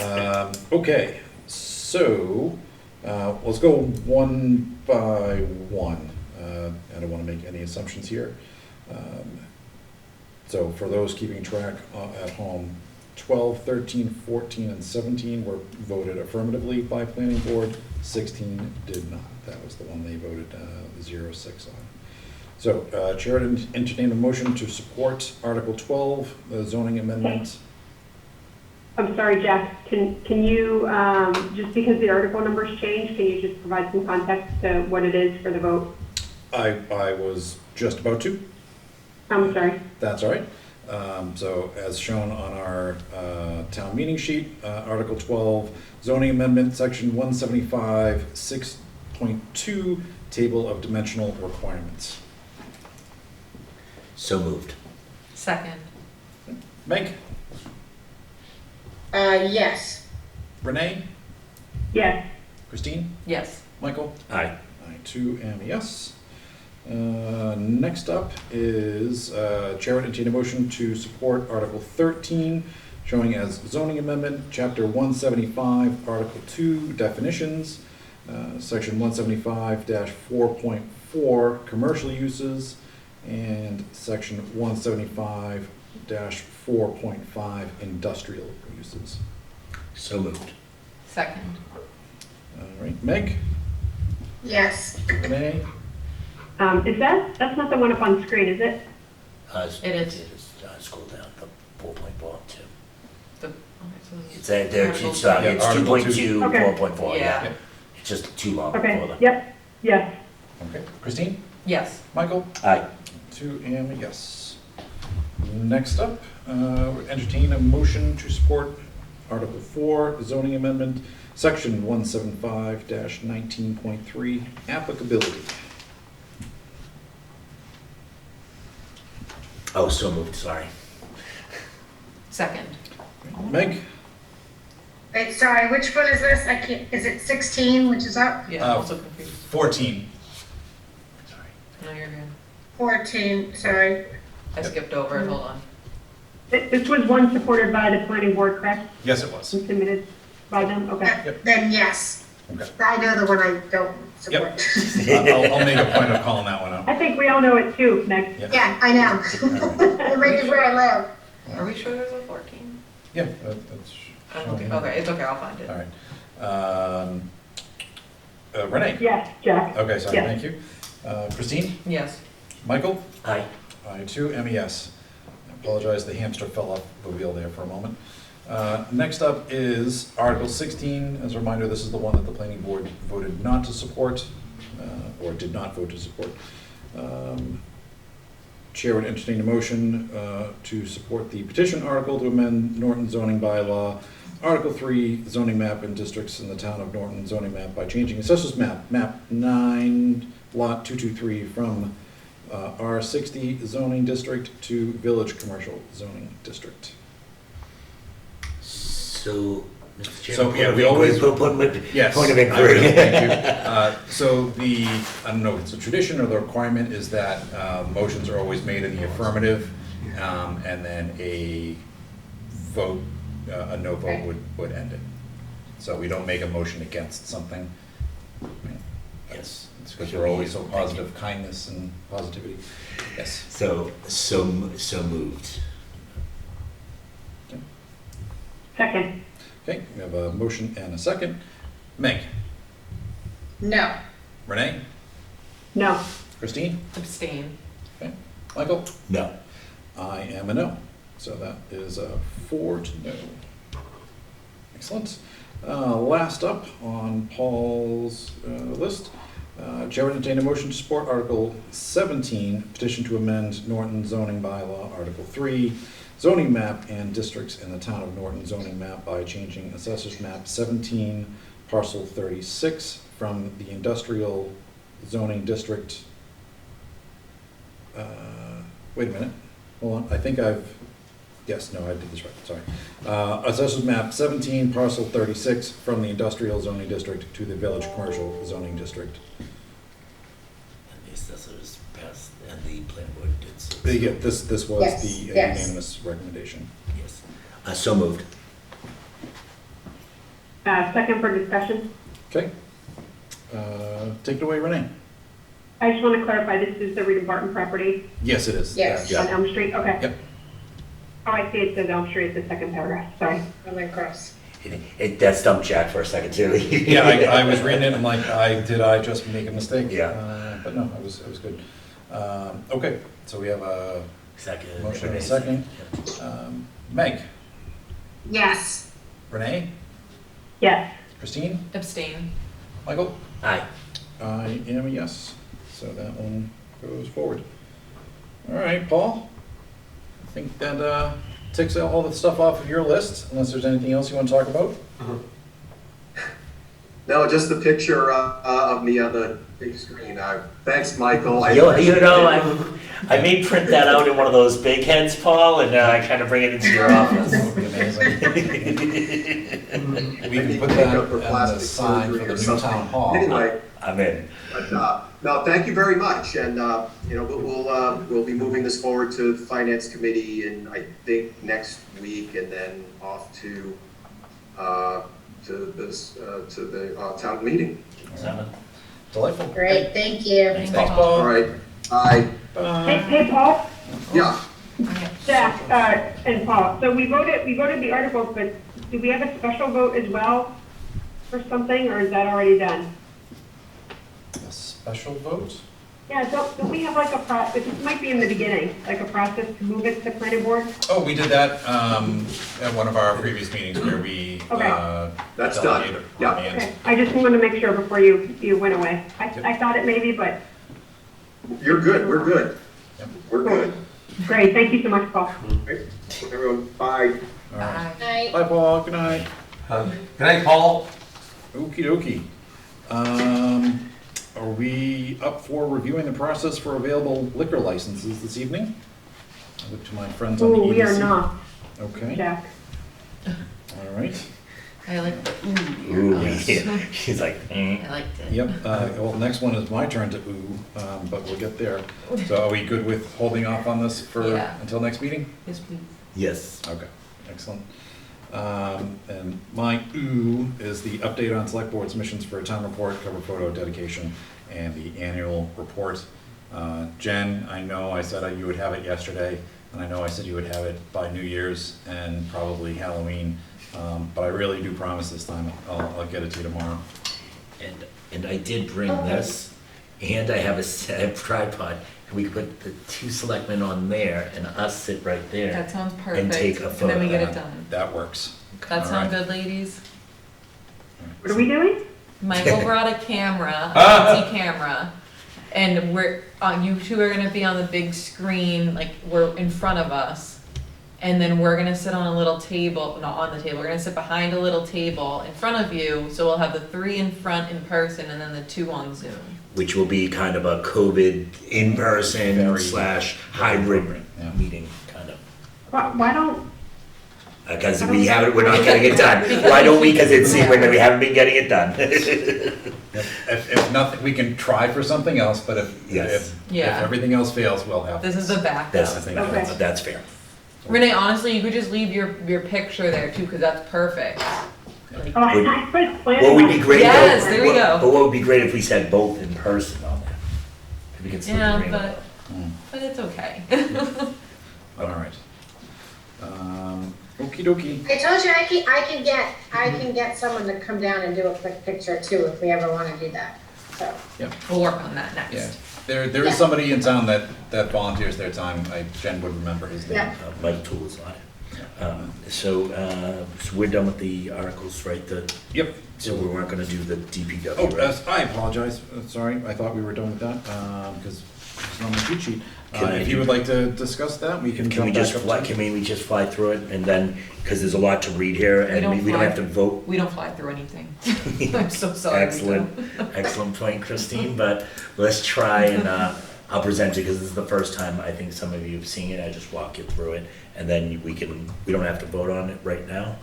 Then we can Sure. go to the next meeting, but I can just at least tell you what it is. Take it away. So it's Article 15, and Christine's putting it up on the screen. Go ahead. And there are two changes that are being proposed at town meeting. Part A is the charter amendments, okay? And as we walk through this, we have the first section is Section 1 in Article 3, elected offices. Points 1 and 2 are deletions because they talk about the water commission being elected. Section 3, 3.2D talks about the water and sewer commission being appointed. Okay, so that whole section of in Article 3 elected offices, it is just changing them to an appointed board instead of an elected board. Okay. In Article 2 is a new section altogether, and it is pointing out and it's saying adding a Department of Public Works. So the town manager can hire, Article 4. In Article 4, under town manager, Section 1, the 1 bullet, in Section 4-2C, at the end of the existing list of town manager appointees, insert the following, a Department of Public Works director. This gives the town manager the ability to appoint this, and then obviously goes through with the approval of the select board. Bullet item number 3, in Article 5, the administrative organization, and this is a brand new section, and there are 3 bullets, and they're worth reading. This is the real meat and potatoes of the creation of the public works, and their powers, and being made up of the water department and the highway department. It is keeping the superintendents in place, both for the water department and the highway department. I can read them, but we're just doing a quick overview and then we'll vote on it, if that's okay. In bullet number 4, in Article 8, transitional provisions, insert a new section, transition to the appointed water and sewer commission. This is a brand new section adding on from Section 8 to 8.6. And this is the creation and the terms of the water sewer commission and how it will work how it will work with the water and sewer. And then it also then continues on to Section A, B, and C. Okay. And I would just encourage, yes? Oh, I'm sorry, you said go ahead, whenever you're done. Okay, no, I'm done with that section. I would just encourage you all to read it. There's a lot of detail in here. It's a brand new section, and it's talking that. The Water and Sewer Commission, the responsibilities, if I can just overview, the Water and Sewer Commission's responsibilities, while it's appointed, they do make recommendations, and most of the responsibilities stay exactly the same, and work with the superintendent under the director of the Department of Public Works. So the Department of Public Works director. Okay. And Michael, is it addressed in here who has the authority to set the fees? Yes, the Water Commission would still be setting the fees. So the appointed water commission, is there any collaboration with the new public works director or? Yeah, they're working, the town accountant? Yeah, they are making a recommendation.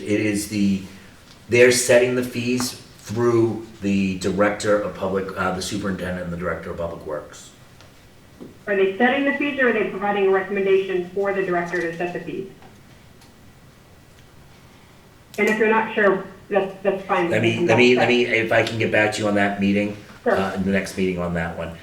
Because Renee, I think it is setting the fees still. But I know that there's been a lot of discussion specifically from the EDC regarding concerns of rates of water sewer connections and so forth. That's exactly what I was thinking. Yeah, let me, if I can give you some guidance on that, let me just read through it and just, on the next time, I'll bring clarification on that. And what I will do And is, Michael, if you want to talk to it next week at the EDC meeting, that might yeah, help too. absolutely. Thank you. Okay, from the next section down, this is the personal bylaws. So now this is the bylaws amendment, and we're doing two things. We're basically adding the Department of Public Works Director in there, and then we're setting a salary range for the Director of Public Works. Okay. There's a lot of information here, and I am with, if it is okay with the board, I would like to set 2 public informational sessions. I wanted to get that out, even though we may not have been approving it, I would love to just get that out there and get them going now, knowing that with, obviously I'll withdraw it, one of the appointments will probably be after our approval, one might be before, but I want to get those on the books ahead of time, just so we can, I can get enough time between the town meeting and so forth. Yeah, I think that's fine from my perspective. More communication, more gooder. Yeah. Christine, would you be okay? Sounds good. Yeah, okay. Megan, Renee, would you be good with that as well? That's of course. Okay, perfect. And what I will do, I'm gonna try to, there's 2 large new sections here, obviously.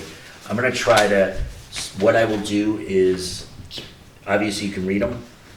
What I will do is I will provide summaries of what the 2 sections, each section is saying and doing. I think that, I need to create that, because as much as I'd love to say that people are gonna read this at town meeting when this is up, I don't want, there's a lot here to unpack. So I will bring that to the board next week as well, the summaries. So when we vote on it, I'll make sure that I have the summaries of the new sections, the town breakdown on public works, meaning how many have engineers, how many have the water department, how many have highway department, so on and so forth, of the towns that I evaluated, and I'll have the PowerPoint presentation. Great. Thank you, Michael. Well, that's been a passion project for you for a while, so. It has, we're getting there. Thank you. All right. Any other articles we want to jump on before we move back? I am very curious about the petition to adopt a town motto, but I don't want to deal with any spoilers. It is in there. Has anyone seen, is it in there? It's in there. Yes. It is, I did take a look. Let's talk about it. Let's share it. It's not, I guess it is on there. It's on the public warrants, right? Yeah. I don't What know. is it, 18? It is number 18 if you would like to share it. I would. We do not have the petitioner on. I think it's a really cool idea.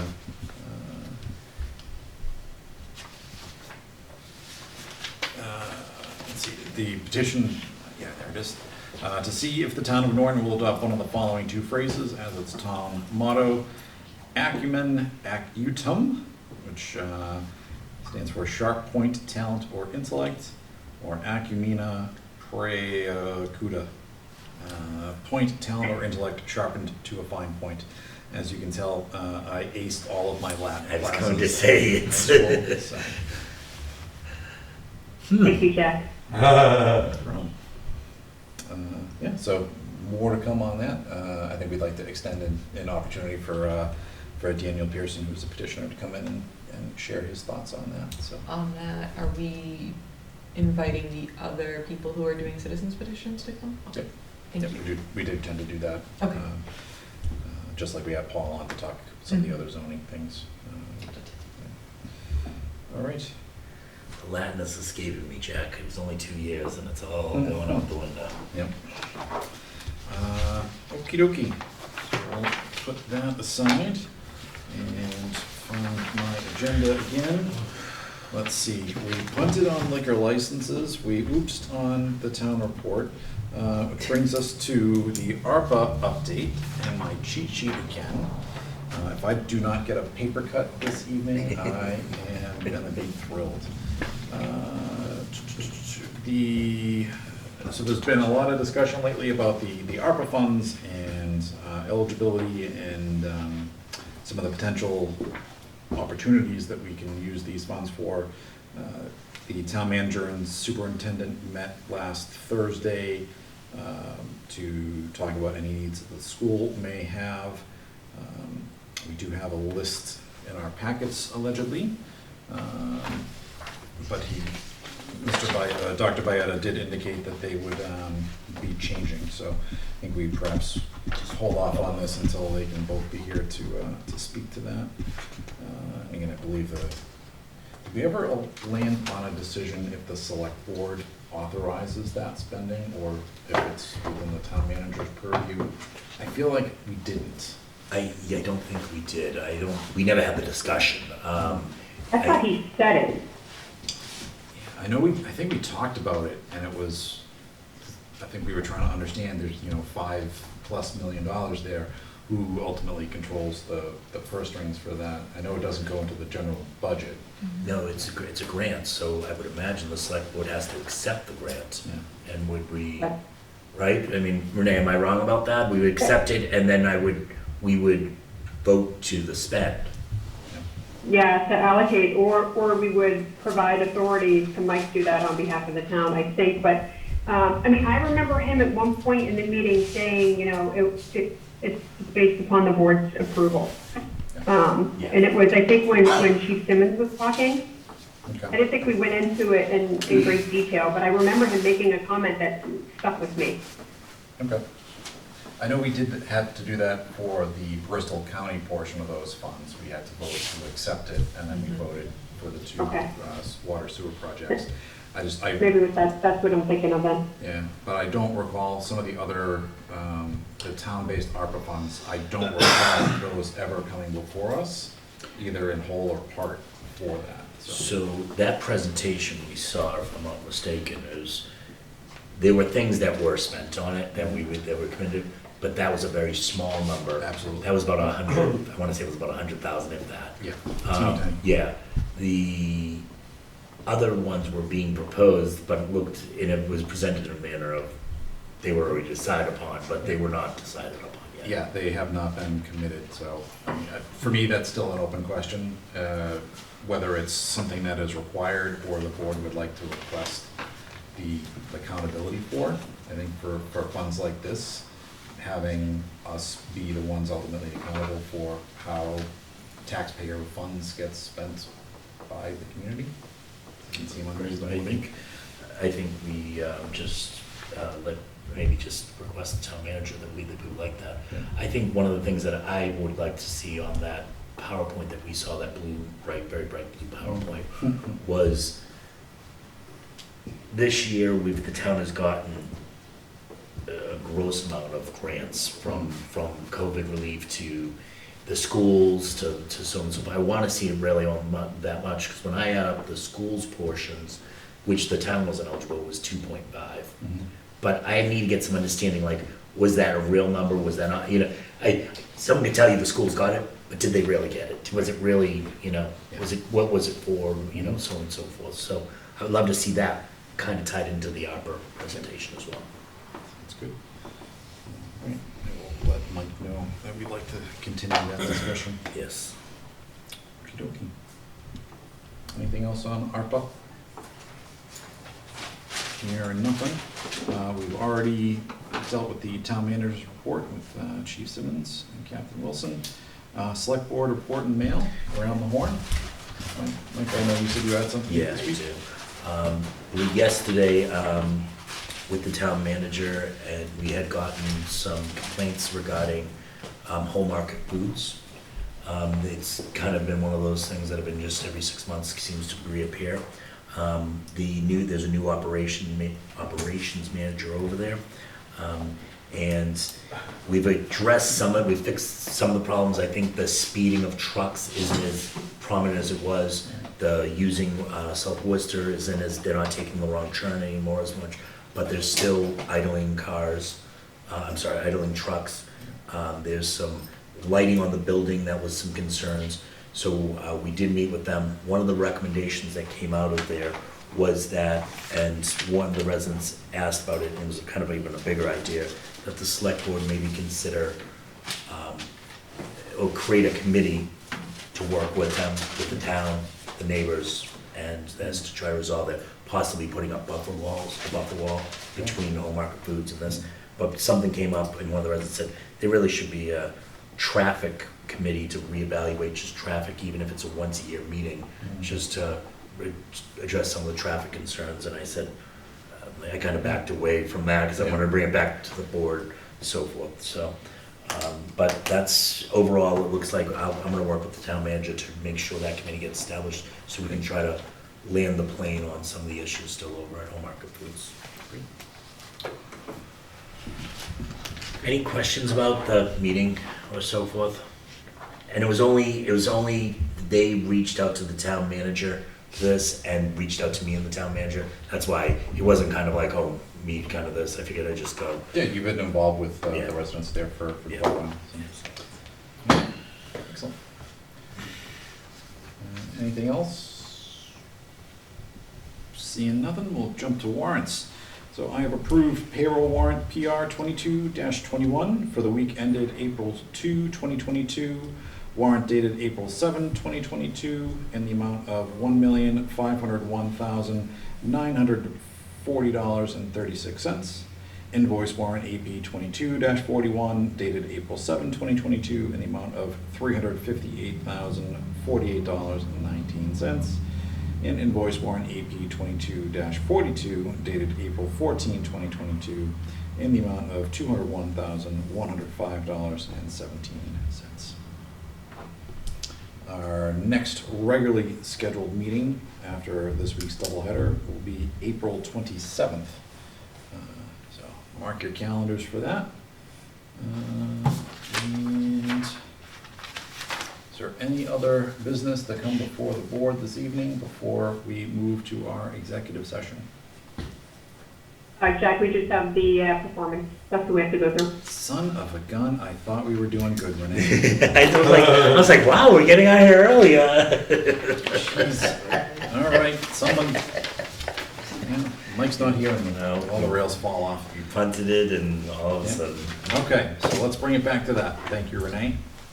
You're welcome. You knew you were going to crush him when you said this. When you saw him reading warrants, you knew you were going to crush him. So. On a good note, I got part of the document fixed. So aside from aligning the items in the charter under the duties, we look pretty good. So give me 1 second to share.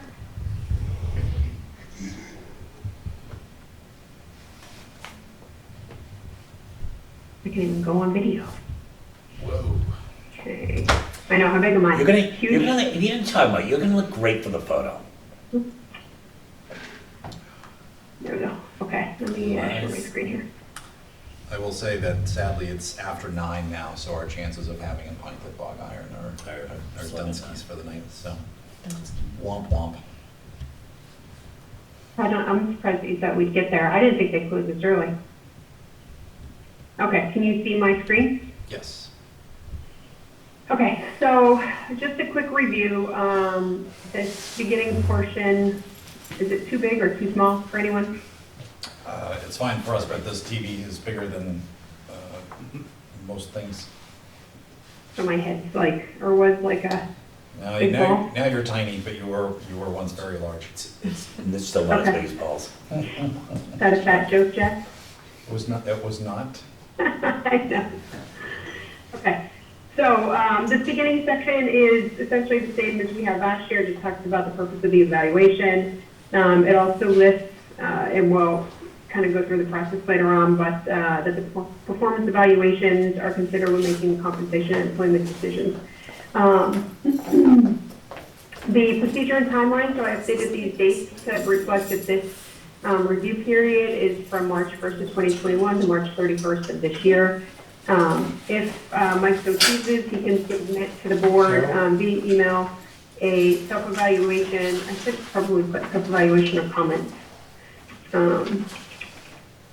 for each goal that's identified below, including the report on goal achievement. And then I gave a date by the end of business on Thursday, April 21st. We will have to complete our evaluations individually without discussion and send them electronically to Jack by Monday, April 25th.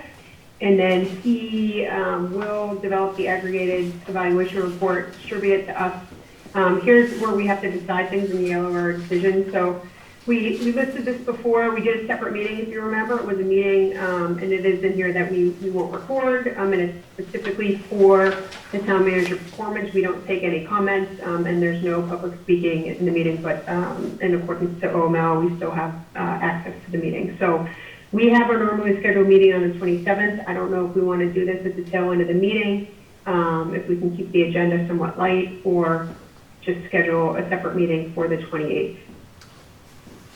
My thought would be a separate meeting on the 28th, just based on the number of things that we continue to shovel into future meetings. Yeah. I think Okay. that 27th is probably going to That's be fine. packed. And is everybody available for the 28th? I don't imagine I think that we kept it within 40 minutes last time, but I might be completely off. No, that sounds accurate.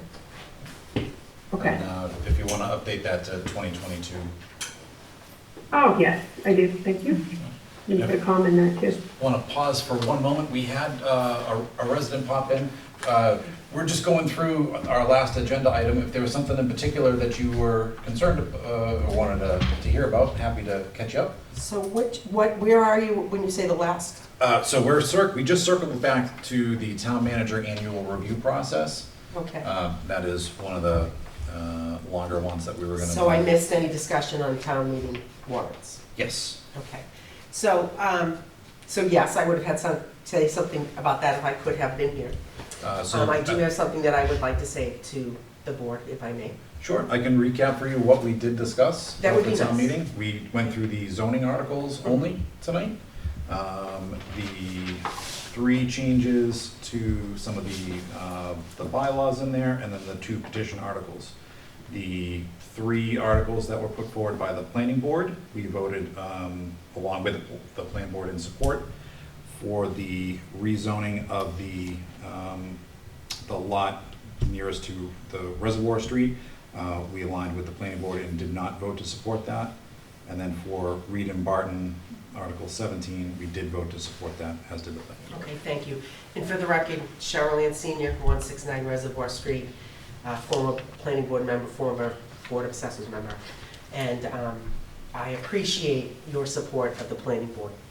I did ask them not to support 0 Reservoir Street petition as well. So, the reason I wasn't here earlier is because I went to the Zoning Board of Appeals meeting that just got out. And I went there because they had an item on there for 22 Reservoir Street. Okay. So I'm just here to let the board know it didn't go as well as it should have, in my opinion. So I'll start off first of all. Nobody participating remotely could hear what was being said because all but one of the microphones were... Would you mind coming to the... Sure, I'm Thank sorry. you. No, Get you no over worries. here. All right. We've got this hybrid set up, we're just All right, figuring it out that's right, ourselves. and I feel a little uncomfortable being here, but I'm one of No, those you folks. know, I you- want us to do it right. We We like have to do visitors. it right. Yep. Yeah. So, people at home participating remotely, including applicants who wanted to pitch what they were there for, they could not hear what the board was saying because all but one of their microphones was taken from the media center and brought here for you to use. So at least one, and I think 2 of them had to be continued to another meeting because they just could not do what they were there to do. Okay. So that was a problem. The Zoning Board of Appeals was not insisting, at least initially, that people wait until it was time for the public to step up and talk. They also were insisting, asking people, I think maybe one person right at the very beginning asked the first person to identify themselves. But after that, it was kind of people just throwing their hands up and doing whatever. I think I may have been the only one who actually stood up and said, this is who I am, this is where I live, this is why I'm here. In one instance, one of the abutters, I'll say, got up to say something. He wanted to ask it of the applicant, and he was a little agitated. He was a little loud, maybe, but it was then that the ZBA member said, you stop, you address us, you don't talk to him. He actually did yell at this gentleman. Now, whether he thought the gentleman was being rude or not, you don't be rude back. It's just not. I was astounded, to be frank with you. So I don't know what's going on, but I have to think that that was just out of the ordinary. I'm willing to think that, but to have gone there and know that you were here, I had to stop by and say that this is what happened. Okay. The other big thing, and part of the reason that people were upset, was because of the apparent issues with zoning maps and how the 2019 map that's online says one thing and the 2020 map online says something else. And it created a big problem on Thursday night when we were at 0 Reservoir Street. One of the members, that was a different one of the members, I believe, stated that 0 Reservoir Street was village commercial. And it wasn't, and that was clarified. Obviously, we had a meeting just last Thursday. Now, maybe I heard him wrong twice, maybe. But instead of just, when I get up to say it's incorrect, 0 Reservoir Street is, no, he didn't, I heard him wrong, maybe. Or, in other words, it just wasn't the way to handle it. Regardless of what he thought, he should have just said, sorry, if I said it wrong, what I meant was. And it wasn't handled that way at all. So, everyone's agitated, the zoning board, the zoning maps have created a bunch of issues, and I'm aware of that, but that just can't fly. I think So I asked the chair if the maps have been correct. I thought there was an understanding that they would be corrected. Well, 2019 is still online, so if you pull up the wrong, if you don't know any better, and you pull up the wrong map, you're gonna get the wrong information. You should only have one zoning map available, I would think, for exactly that reason. Think, right? We're using Map Geo as our kind of our tool, and I'm not sure if that's saying, because correct me if I'm wrong, that it was changed so residential was on Reservoir and village commercial is on the 140 side. But like I said, if you're not that, certainly if you're new to all of this, but even if you aren't, because I initially pulled it up, but I know better, so when I looked at it, I'm like, this is wrong, what's going on? And that's when I searched, and 2 or more down is where I saw the 2020 map. But most people aren't gonna know any better. So, you feel for people who make decisions based on this, poor information. On the other hand, right is right. I mean, again, I'm here more because of the just how that whole meeting went. Sure. And I just hope that it'll be addressed in some way, especially if you're gonna have 2 meetings at one time. Sure. They need all the microphones over there. So if I'm hearing correctly, and I appreciate you coming in and sharing this feedback in near real time with us, 3 issues. 1, technology. The ZBA meeting was not able to conduct itself from a technological standpoint because of shared equipment between the 2 venues. Evidently, that was what the issue was. Okay. Procedural/behavioral issues with the board in terms of control and the manner in which they were engaging with. Yeah, it wasn't just not professional, and it's not like there was a big crowd. I can only imagine what it like there was. You should have seen this place when we walked in. It was packed. I've not seen it like that. And I was at the wrong meeting. It was crazy. And then lastly, the map issues, the fact that both 2019 and 2020 zoning maps are available simultaneously. We should address that. I don't even know, but we should comb through any new documents. For instance, the master plan, the brand new master plan. Someone ought to make sure that that has the correct information in it. You may need to issue an addendum to one or more of those. I think the marijuana overlay has it correct, but there's another graphic in there that doesn't. Pretty sure there's another graph. There is a graphic in there. And I'm sorry, your name again? Cheryl Ann Senior. I think it was under the economic developments chapter. May have the zoning incorrect in that whole southern end of Reservoir Street. Okay. And then whatever else is out there, but yeah, it's not, gotta get reined in. Thank you. Could I step over there? Could I just grab your email and just follow up with you separately from this? That would be fine, thank you. Okay. So Renee, do you want? Thank you. Renee, do you want to Want to wait until Jack is done, or you want to just start again? Oh, we can wait till he's done. Okay. It's fine. You can get the screen sharing up, I'm sure that's, you can start there. Yeah, I can put it back up. There are only 4 people online? Oh, no, there are 9. And I'm gonna be the one with bad eyesight. Would you mind zooming in a little bit once you get it up? I can't see anything. Can you see it when it's up, Christine, or you need it bigger? If you have the possibility to make it bigger without it being too much of a hassle, that would be greatly appreciated. I would like it also. Okay, yes. That's at 160%, does that work? Yeah, that's like a Ben, so, okay. Good. Speaking from the oldest person on the select board, I find it funny that the youngest person is having issues. If you saw how thick these glasses were, you wouldn't be laughing. I'm Jack Cohen. Yeah, that's much I better. might lose my status. I might lose my old person status with the election. Really? Like, I don't know if you're gunning for that, or you wanna hold that title. Notice how I didn't know how to really answer that? I was like, oh, really? It was more just a statement. Yeah, just a statement. All right, we making fun of Christine's vision now? Yes, we are. It's fair game. No, actually Meg's age. Yeah, we jumped around.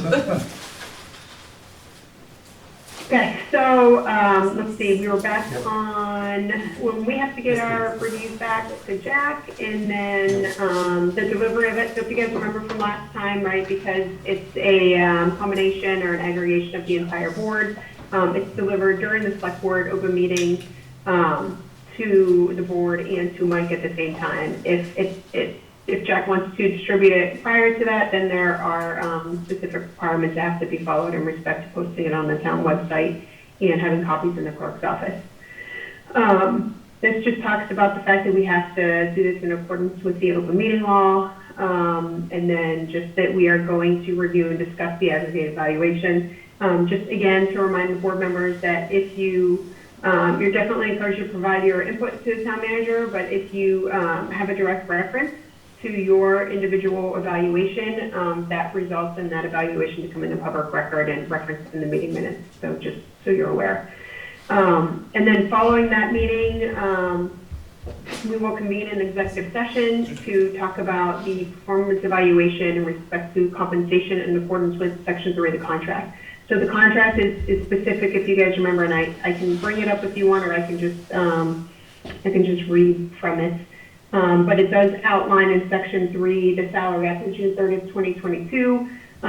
It gives the initial that we agree to pay for services with an annual base salary, and then in addition that he's eligible to receive a merit-based increase up to an additional 3.75%, but based on performance review. And then we identified what those ratings, or I'm sorry, what the percentage range would be for outstanding, exceeds expectations, or meets expectations. So we would do that in accordance with the contract. And then I just listed here, this was a little change, that the contract renewal isn't required because of the terms set forth in that agreement that we did. And Jen, could you be so kind? I don't have, I have the final of that in PDF, but I don't have the final executed. Could you just send me the date that was executed so I could put it into here so it has the correct reference? Yep, I can look into that. Okay, thank you so much. And then similar to, well, this is a little bit different. So if you remember last time, I think we had like 10 categories for the performance evaluation. So this has been changed and reduced into 5 categories, and it is quite different. I think that you will find it to be more aligned to a leadership position, as well as more ability to really present your opinion on the overall performance, as well as performance in these 4 categories. So they are bucketed in, and this is what Michael and I reviewed with Mike as well to come to an agreement with it. So the categories are leadership and management, operational and process improvements, financial management, and professional development. And then we have a section just for overall performance rating, and you'll see that through here. The ratings will stay as is with a 1 to 5 scale, 5 being outstanding, 1 being unacceptable. And then let's scroll down here. So the way that this is set up is, everything looks the same in a table. We have the number of like just the numbers for reference when you're going through here. The goal name, I have this section highlighted because I don't know if you want to put different weightings on these, on the various goals. We can talk about it at the end if you'd like, so that you can see them all in front. And then it has an area for you to put the rating in based on that 1 through 5 scale. So each item has a description. We just talked about at a high level what's contained under the goal for leadership and management. I will populate this after the meeting. Like I said, what it is it just refers to under that section 4.2, the power and duties. It has, let me scroll down because I have them in the document. I just couldn't, the format from the charter to here made it pretty difficult. So it has from item A down to item T. So I'll bucket these as best as I can into each of the 4 categories. Anything that doesn't fit, I'll just put it with that summary if I find something that doesn't bucket into those. Okay. Oops. I'm not going to go through this in detail. You can have it. I just want to show you the structure.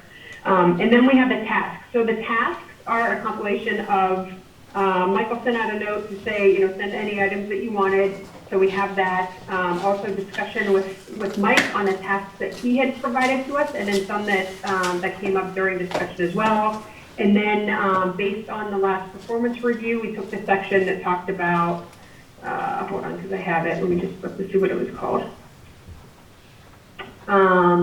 It was just the goals that were listed from his review. So I think in the, again, in the aggregated review, there were a set of, I think, 10 or 11 bullets. So I took those and I put them under the tasks. If it was something that was a higher level that warranted being in the description, then I added it into the description. Like I think under finance, there's the 5-year project, or the 5-year forecast. I thought that was more a bigger item description and something that would happen annually, not something that could be just a task that is done once. And then under that is a section for town manager comments. So if Mike wants to provide his assessment or evaluation in this, or just general comments for the board's consideration, he can. And then we have our comments here. And actually, I have to remove this assessment. I apologize. But we have a section for our comments. For purposes, just so Jack can, it's easy for Jack, just put in your name here so that he knows who's submitting it when he's going to bring it together. And then the second goal, same thing, right? We have the goal name, the weight, the rating, description, all of the tasks underneath, as well as, and if you guys want to go through these descriptions, we can certainly go through them. I think they're lines of conversations, so you let me know. No, I think this is I can read fine. them. Go ahead, Christine, I'm sorry. No, I was saying this is the way you're doing it's fine. Okay. And then, again, sections for comments, and then financial management is the next one, same thing. You'll see, oh, I did have a section here we have to talk about. Again, just bringing in the tasks from the various documents. And on one of those, and Michael, this came up in our conversation with Mike, and I forgot to follow up with the group to see who submitted it. But we had a question in there about, there was something mentioned about $500,000 or millions of dollars coming to us that Mike would need to oversee or manage. Does that ring a bell with anyone? Because it didn't, when we were talking about it, we couldn't remember, but I had it as a placeholder just to discuss. I don't remember, Renee, but let me go back to my notes. It would be in my old notebook. Okay, well, you didn't remember when we talked to Mike. Yeah, no, I don't remember. I don't know if you remember now. Yeah. I did include, though, because I assumed that it was probably some sort of grant or funding, I did include up in the description, like just in the summary, that in respect to what needs to be discussed or considered, the grant availability and any other, there should be an and there, and any other related funding or cherry sheets, et cetera.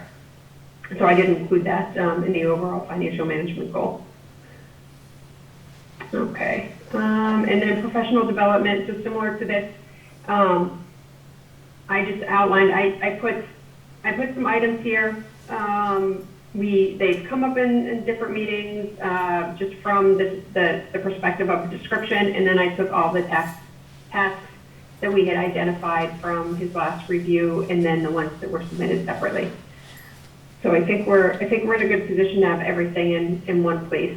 And then finally is just the overall performance review with a rating, his comments, and then select board comments as well. And that's it. So it's very different than the whatever 500, 300 question document that we had before. Feels like we've gone from multiple choice to essay question though.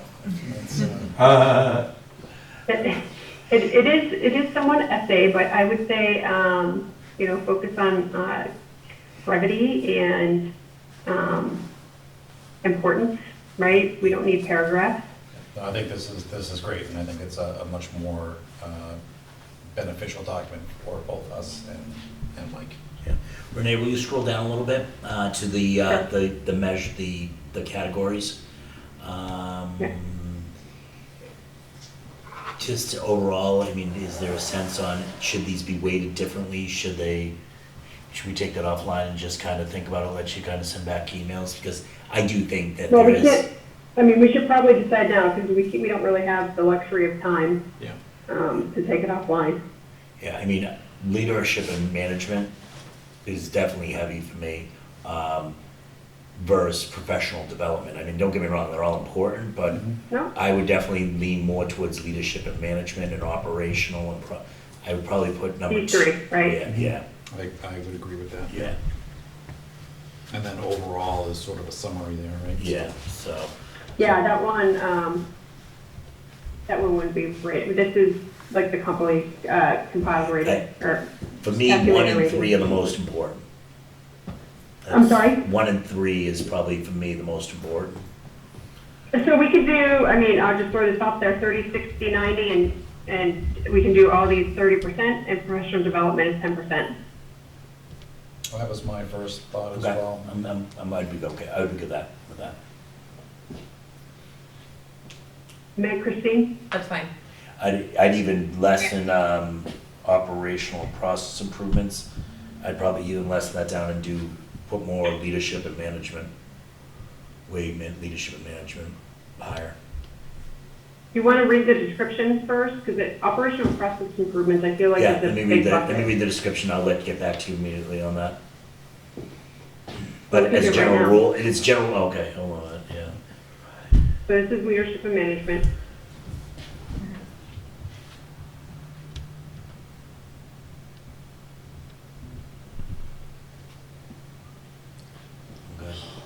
I'm good. Everybody else good? Yep. Yeah. Okay, and then the second one is there.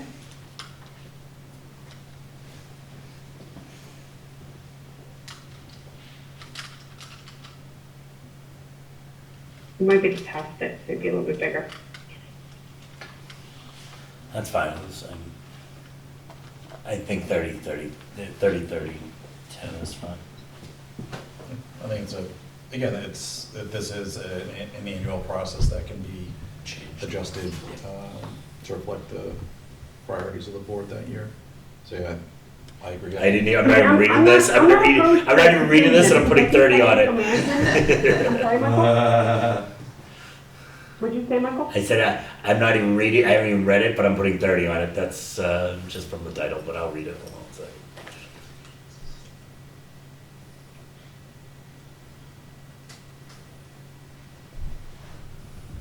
Yeah, no, 30, 10 is fine.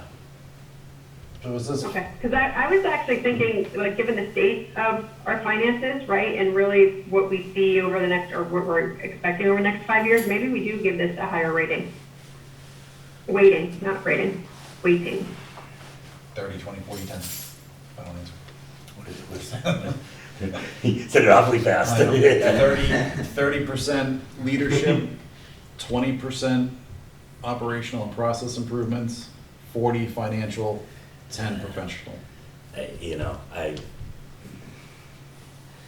be more apt to 30, 10. What about 35, 20, 35, 10? 37 and a half, 20 and 3/4. Jack, the more difficult we can make it for you in your summary, If you've played games at my home, you know my general motto is more rules, more fun. So I'll leave my 11 and 8-year-old don't really agree with that. But I don't know. yeah, I, whether it's this or 30-30-30-10 is inconsequential to me. Yeah, I say for this one, we just do 30-30-10. Okay. Don't get me wrong, Renee, I think in the future, it may change, but right now, I think, That's fine. I mean, let's make it, you know, this is the bucket, right? because sooner or later, financial management's gonna play a bigger part than, I think in our near future, it's gonna play a bigger part. Okay. Okay. This is So I great. think we're good. So I will put the references to the responsibilities from the charter into each of the sections, and then I will send this out so everybody can get started, and I'll wait to hear back from Jen on this. And then, Jack, do you want me to meet with Mike on this, just to go through it when he's available, or do you want to do that this week? I will have zero time if you have the opportunity to do that. Okay. Sure. Yeah. I mean, it aligns to our conversation. It's just in a different format. Yep. Okay, perfect. That's great. Thank you very much for We'll that, do it. Renee. Awesome work. All right. I think, Any other do we have business? a reading for executive session? Well, I was just gonna say, any other business come before the board? Ben, I'm You're a trooper, delighted Ben. that you hung out with us for as long as Me you too! did. Independent study. All right. All right. So, with that, we will move to our executive session. Thank you to our attendees for joining us tonight. Peter J. Wing. Do we have that? Nice to meet you. I gotta find my. Good night, Jack, Mike, and Christine. Good night, Peter. Good night, everyone. Thank you, Good buddy. night, Renee and Jane. And you. Night, Good night, Peter. Peter. That's right. Good night, everyone. Good night, Ben. birthday, Peter. Peter. I don't see it. Oh, that came separate from Renee. Hold on. Loading. I just set the language for the executive session, but if we have to grab an old form and just pepper in the I'm Mass working General on Law that right section. now, if you want me to send it over quick. Sure, or if you want to display it, whatever helps. Would it be agenda packet? Yeah. You can't see it at home, but Michael and I are both pretending to scroll through our phones while we wait for Jen to find it. See, my finger's not even touching the screen. It's just my little magic trick. Not so magic. I put down my phone. I don't know how beautiful it is, but I just sent a quick one over to the select board email. So here it is. I got it. It's open. Opening. Alright. I got it. Here we go. I declare under General Laws, Chapter 30A, Section 21, little a3, that the purpose of the executive session will be to act under authority of the open meeting law, General Laws, Chapter 30A, Section 22F, little f, and review and approve the executive session minutes of April 15th, 2021, May 5th, 2021, May 10, 2021, May 13, 2021, May 24, 2021, June 2, 2021, June 10, 2021, June 16, 2021, June 22nd, 2021, and June 24th, 2021, pursuant to General Laws, Chapter 30A, Section 21, little a7, because a discussion of the strategy in open session could compromise the purpose of the executive session, and with the board to not return to open session at the conclusion of the executive session. Mr. Chair, I move that the board go into executive session general, under... Michael, Yes. I'm sorry, Jen just sent a note in the chat that there might be a reference that needs to be updated. Just in the motion, below I forgot to change it from 21A3 to make it, I believe it should be 21F, Okay, as it was referenced in the agenda. okay. I amend That goes, my Michael. motion to fix that. Thank you. Okay, so then I'm saying instead of A, I'm saying Yep. F, Yep. 21F, Yep. okay. I move, Mr. Chair, I move that the board go into executive session under General Law, Chapter 30A, 21F3, for the purposes and reasons declared by the chair and the board to not return to open session thereafter. Second? Second? A second, No. sorry. Okay. I would just like to lodge a formal complaint that Michael did not need to read in all of the minutes, and dear God, did we meet a lot during that period of time. Meg? Yes. Renee? Yes. Christine? Yes. Michael? Aye, aye. Aye, too.